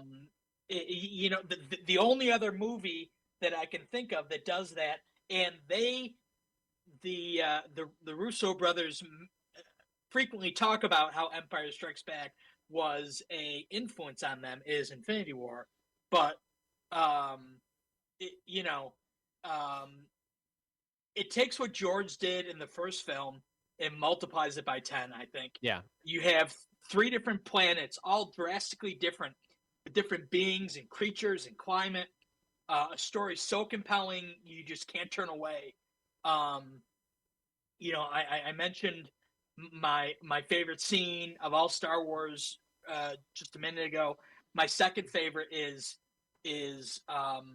when Luke, who just lost his hand and found out his father is the meanest guy in the galaxy and his friend was turned into stone, falls down a shaft and is hanging for dear life with one hand and calls out. I get emotional when I talk about it, and calls out to the one person that he knows has his back more than anything, in Leia. And you hear the Force theme and Leia saying, "We have to go back." It is such incredible storytelling. New Hope is all about feeling good about yourself and good prevails. Empire Strikes Back, it's a bit of a slap in the face, because you're like, whoa, movies can do this, and just leave us leave you hanging. Yeah. John Williams, the Imperial March, good Lord. The Asteroid Field, Yoda's theme, which I think is one of the most beautiful themes ever. Yeah, it's one of my favorites. And Han and Leia's theme, it's incredible. This movie's a masterpiece. Yeah. Yeah, I agree. It builds out the world. It expands on everything that the first one was. It's the first time we see Force ghosts. It's the first time we see we learn that Jedi can move objects with their mind if they focus. Yeah. It's just great. And this, like I mentioned, that I think The Last Jedi is the best looking Star Wars movie. This is an easy second, I think. The colors, way it was shot, the way it's shot is so great. It's also the least affected, I think, by the special edition changes that were added in the late 90s. Like there's some junk that was added to the first one and junk that was like Jedi rocks and Return of the Jedi is a weak point for me. But although I can say when Jedi Rocks started, my son was like freakishly laughing. Yeah, no, it's funny for sure. But at Max Rebo, because Max Rebo's the man. Yeah, he is the man. But yeah, this is great. My favorite scene in this movie is I don't know, and the entire ending of it, I guess. Like from the Han about to get frozen in carbonite to the end is just incredible to me. Like the way look that and Vader... the colors, the colors on that platform of the carbon freezing facility is like, and that interspersed with the Vader, like the red lightsaber and everything, like during the Luke and Vader fight on that the carbon freezing chamber, it was just like how they shot that to make it look like they did was just, I know, like the bright orange that's coming through the floor with the smoke, but with like the light blue background, and everything else is like black because of the silhouettes or the darkness is just so incredible. And it's like one of my favorite lines in all of Star Wars, or scenes in all of Star Wars, is when Chewie starts throwing stormtroopers because he's mad that, and Han has to calm him down. It's like, this won't help me. There'll be another time. The princess, you have to take care of her. Like, just like, oh man, like he's telling his best friend, like, hey, I'm about to die, but it's okay. It's okay that I'm about to die. Leia is your responsibility. You have to look after, make sure everybody's safe. It's gonna be okay. Like, there'll be another time. It's just, it's so great, so great. In defense of the special editions, I think the colors and the stuff you guys were speaking of, I think a lot of people hate that Lucasfilm went back and changed it so many times. The one thing they did do, though, is they continued to upgrade the picture of it, and that's why when you watch it on Disney Plus now, it looks like it was shot yesterday. Yeah, everything looks great, and it's just it's in Dolby Vision, and it's incredible. Oh yeah. So I mean, even like we didn't give enough love to Hoth, but anything during that whole the Battle of Hoth in itself, but even just the snowspeeders flying over the terrain looking for Luke and Han, you're just like, this is just okay. Like it puts you in that place. Like you're like, okay, they're actually flying over terrain looking for these guys. Yeah. It's also, I think my favorite Yoda is Goofball Yoda that we first meet at the beginning, and he's just like, you cannot get your ship out. Like he's like laughing like a little idiot. Like, Yoda, you seek Yoda. Yeah, he's so funny. I think he's so funny, and like because I know that he's actually Yoda and he's just doing this to mess with Luke. Like it's so funny to me. Just when he's whacking R2 with the stick, he's smacking R2. Yeah, it's so funny. Mine. Yeah. It's so funny. Like it's he is too old. Yeah. Oh, and the turn that he makes in that scene when he's going from Goofy to be like, I cannot teach him. Like, oh shit, what just happened? Like this guy got serious all of a sudden. I'm not afraid. You will be. Like really intense. Oh, okay. I guess I am right now. And that movie gets very dark at times. Like the cave where he faces off with the fake Vader or the imaginative Vader. Yeah. And some of those Dagobah scenes are very dark. And as a kid, I saw Empire Strikes Back before I ever saw New Hope. Oh, really? Yeah. Wild.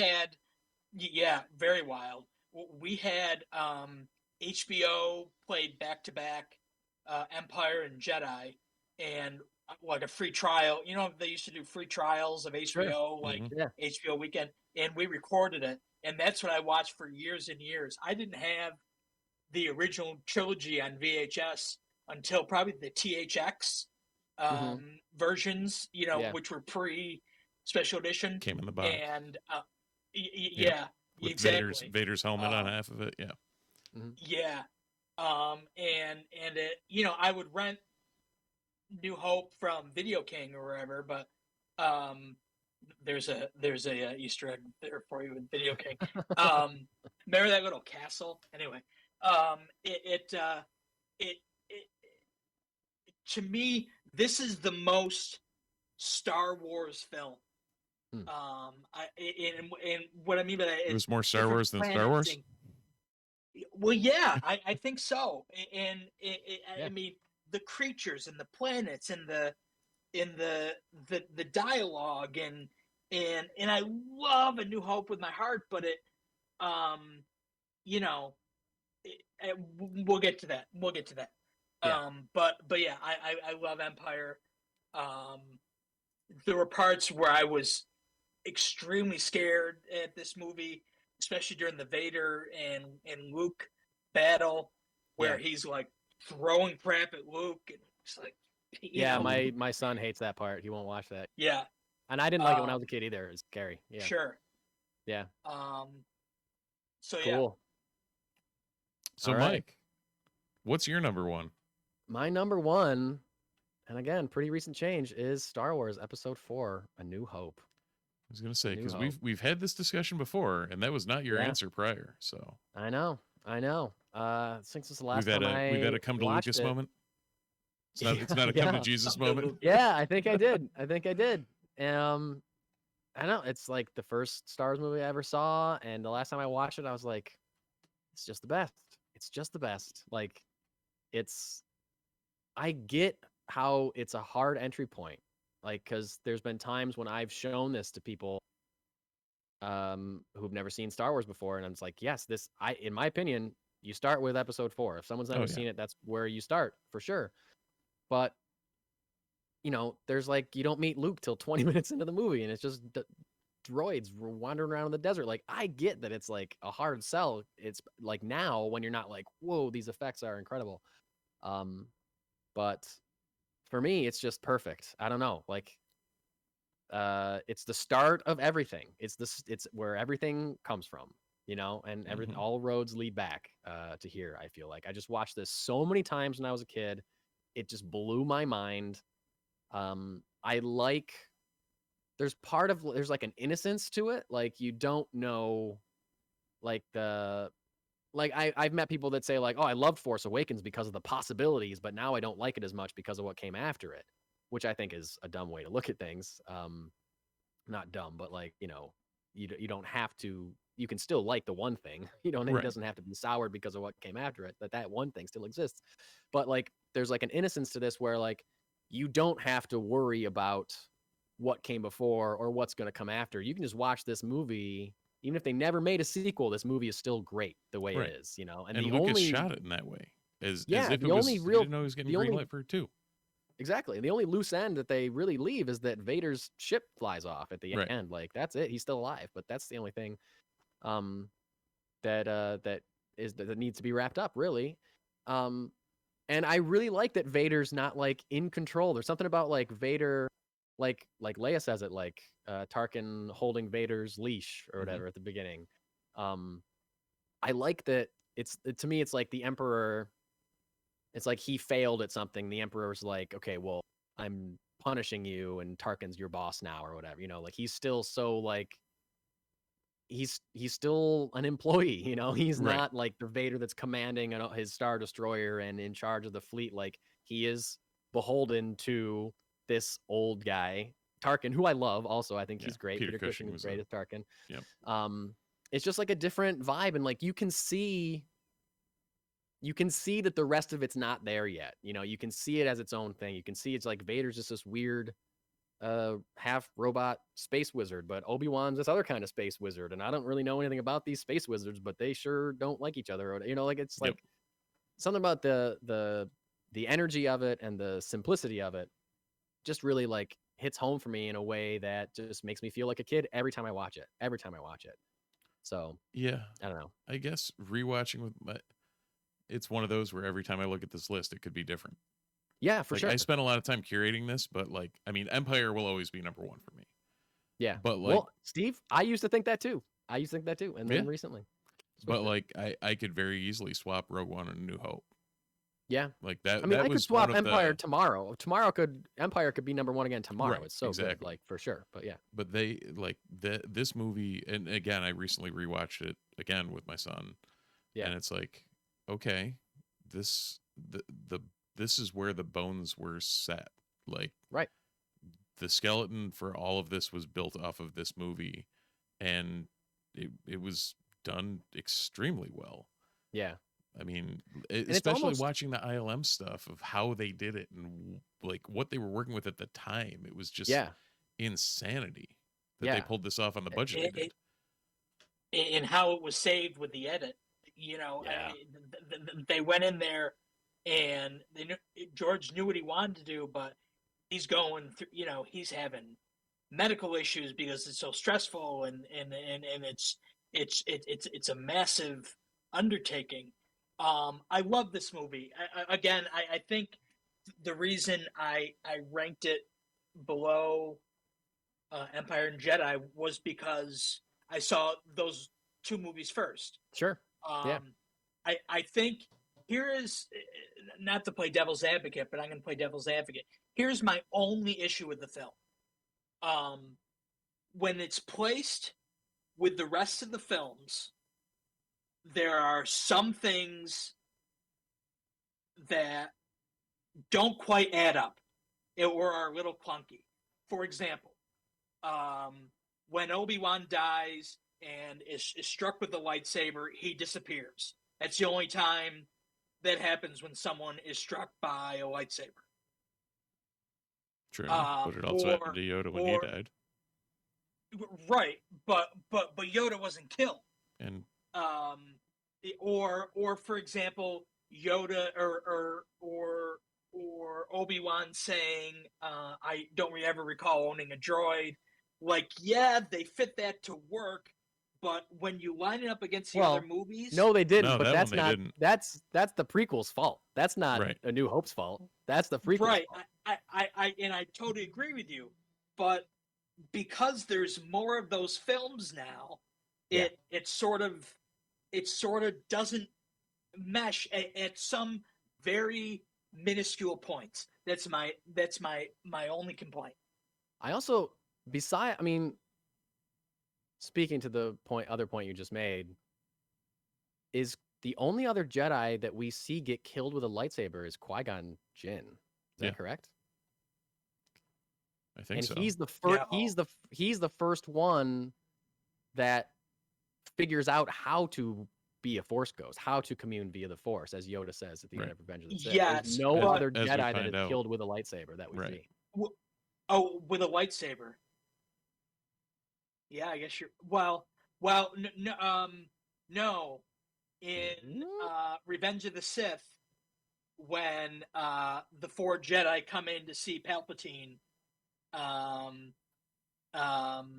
only Mace Windu survives. Kit Fisto. Well, that's true. All them. That's true, but I also think that there's like a way, like, you have to train yourself to be able to commune via the Force. And stop bringing Clone Wars into this, my friend. I'm just saying that's true. It's canon. It's canon because Yoda says at the end of Revenge of the Sith, he's telling Obi-Wan for the first time, like, oh, there's a way to commune via the Force. So I feel like it's easily understandable that those other Jedi don't know about that. It seems to be very new information. Yeah. So, but I get that. I think because I kind of like it because it stands out. Like, the fact that it stands out a little bit, I'm talking about A New Hope compared to the other movies, because it stands out a little bit, speaks to how kind of revolutionary it was and how weird of a movie it is. Like I said earlier, you don't meet the main character for 20 minutes. Right. It's droids alone in a desert, or if they're not alone, they're talking to weird little Jawas or other droids. Like, this is a weird movie. Yeah. It's weird. And the weirdness of it speaks to me like they can't make a Star Wars movie like that again. And they never did. And they can't now. They can't make a story that starts off as narratively strange as A New Hope and then eventually gets to, all firing on all cylinders, amazing action fantasy film. But because they did, and it works, like, it's almost like it's like an art movie for a while in the beginning. And like, that kind of speaks to me. And also just like, it was a long time that I did not watch this movie because I was so anti special editions when those happened. Like, I hated that they put Jabba in this movie. The Jabba hated thing, that they that they added all the Tatooine stuff, like all like the other creatures for like the no Rontos reason. and all Like that, yeah. I don't need a dinosaur to walk directly in front of the camera when I'm trying to watch Obi-Wan and Luke in the speeder. Like, why is that there? Like, why are you changing these things? Why is Greedo missing shooting first and missing Han Solo at point blank range? Like, these things don't make sense. None of these, like, I was so mad about it that I just refused to watch it for a long time. Years and years and years. I refused to watch it. I would still watch Empire. I watched Empire all the time because we talked about that was like the least amount of changes of the least affected. Mm-hmm. And honestly, the first time I watched it in a really long time was when I was watching all of them in chronological order before going to see The Rise of Skywalker. So like it had been a long time since I had sat and watched A New Hope. Yeah. And I was like, oh, this is one of my favorite movies of all time. Why have I not watched this? For right. Why have I shunned like, this for? Yeah. How am I depriving myself of watching this movie? Like the thing at the end where Luke is about to blow up the Death Star and Vader's about to shoot him, and you're like, what's gonna happen? And then like Han flies in with a Falcon. Guys, I forgot about that. That's how long it had been since I'd watched this movie, and I literally went. It worked. I went, oh my god! Like I was like out of my mind that Han Solo came back. I was like a kid. Yep. I was like an 8-year-old kid again watching this movie. You missed the Yee Who, which is like the weirdest possible thing Harrison Ford could have said there. Yeah. But anyway, and I think like that kind of started this reinvigoration of this film for me. And so like watching it, like since then I've watched it with my son several times and watched it by myself, and I'm just like, yep, this is my favorite. Like it may not be the best. Like Empire may be a better film, maybe narratively or visually or whatever, but like I think A New Hope is my favorite Star Wars movie. Yeah, that works. Yeah, I can think of a lot of worse choices. Also, I know we're going long and I wrapped that up really well right now, but I also have to say one of the reasons I love this movie is Princess Leia. Characterization of Princess Leia. I think George Lucas gets a ton of credit for inventing this kind of like space opera genre, which a ton of people have copied. He gets a ton of credit, and all this is deserved. All this is deserved for inventing these special effects that revolutionized the industry, inventing Industrial Light and Magic that went on to do so much work. What I don't think it gets credit for, which he should get a lot of credit for, is how much of a badass he wrote the female lead of this movie. There's one female character, there's one woman character in this movie. It's Princess Leia. Yes, they have to rescue her at one point, but at no point does she take any shit from any man in this movie, including Darth Vader. Straight up at the beginning of this movie, we've never met this character before, but everything about him tells us that he's the bad guy, he's terrifying, and I'm scared of him. She walks right up to him, she's like half his size, and starts giving him shit immediately. Well, that's because she's part of the Rebel Alliance and a traitor. Yeah, Take her away. Only, and she just like laughs him off like, Darth Vader, this could only you could be so bold. Like she does not care about him at all. She's not scared. Yeah. She's not threatened, and she doesn't take any shit. And immediately after she's rescued, she's like, "You guys suck at this." I'm like, "What are you doing?" Yeah, it's so great. The same, it's so great. The same with Tarkin. She's like, "I thought I smelled your foul stench when I was brought on board." I mean, it's a great line. Now, in the 70s, he wrote this character to be like this in a time with like, like Bond women just like as objects, and like she is such like a pillar of feminism in cinema, and it came from his character, his writing her like that in A New Hope, and I think that it just knocks me out every time I watch it. Oh yeah. Real quickly, favorite scene in this movie when. And it is, I think it's the funniest scene in all of Star Wars when they have the gun battle, blaster battle, right by the detention center, and Han goes, "Everything's fine, situation normal. Oh yeah, we had a slight weapons malfunction, but we're all fine here. We're all fine here now. Thank you. How are you? How are you?" And boring conversation. John Williams, the original theme, the Force theme, the original Empire theme, and good Lord, it will be played at my wedding. The Throne Room theme. Oh yeah, it's great. It's great. Oh. I mentioned my Obi-Wan favorite line reading. One of my favorite my favorite line readings in all of Star Wars is Mark Hamill when he's trying to convince Han and Chewie to go rescue Leia. He says this line so unbelievably fast, and like everyone says George Lucas, his only direction is ever faster and more intense, right? Like that's like what everyone says. He clearly took this to heart. I can't possibly say it as fast as him, but he says right to Han, he says, just a minute ago, you said you didn't want to sit around here and be captured. Now all I want to do is stay. He says it so fast. Just a minute ago, you said you didn't want to sit around here and be captured. Now all you want to do is stay.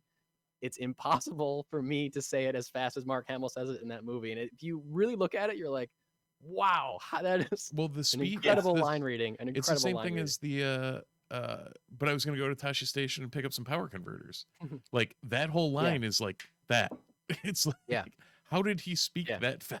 Yeah, I know. It's crazy. It's crazy. Oh, guys, did we do it? I think we did it. I think so. I think we did it. Same time next year. And it's absolutely. It's almost actually May the 4th. Yeah. Yeah. What do you mean, Matt? We're recording this live right now. Totally. Yeah. Yes, we are. Yeah. It's totally not May the 3rd at 11:23 p.m. Yeah. Well, I want to say thank you to everyone who contributed their lists. We really appreciate it. We thought that was really fun. It was really great to see everybody's rankings. Again, they were all over the place. Oh yeah. We hope you enjoyed this. If you're still listening, we really appreciate you listening. Thank you, Matt Beisiada, for being here and talking Star Wars for so long. We really appreciate it. Thank you, guys. I have an absolute blast. You guys are always so good to me, and I had so much fun doing this. Good to hear. Well, if anybody else had fun doing it, they can continue to like, subscribe, and leave us a review on Apple Podcasts. You can watch us at YouTube at the Multiverse Report. You can usually check us out at 9 p.m. on Sundays with our normal show, 9:30 p.m. Show up at 9 if you want. We don't care. We won't be there, but you can do what you will.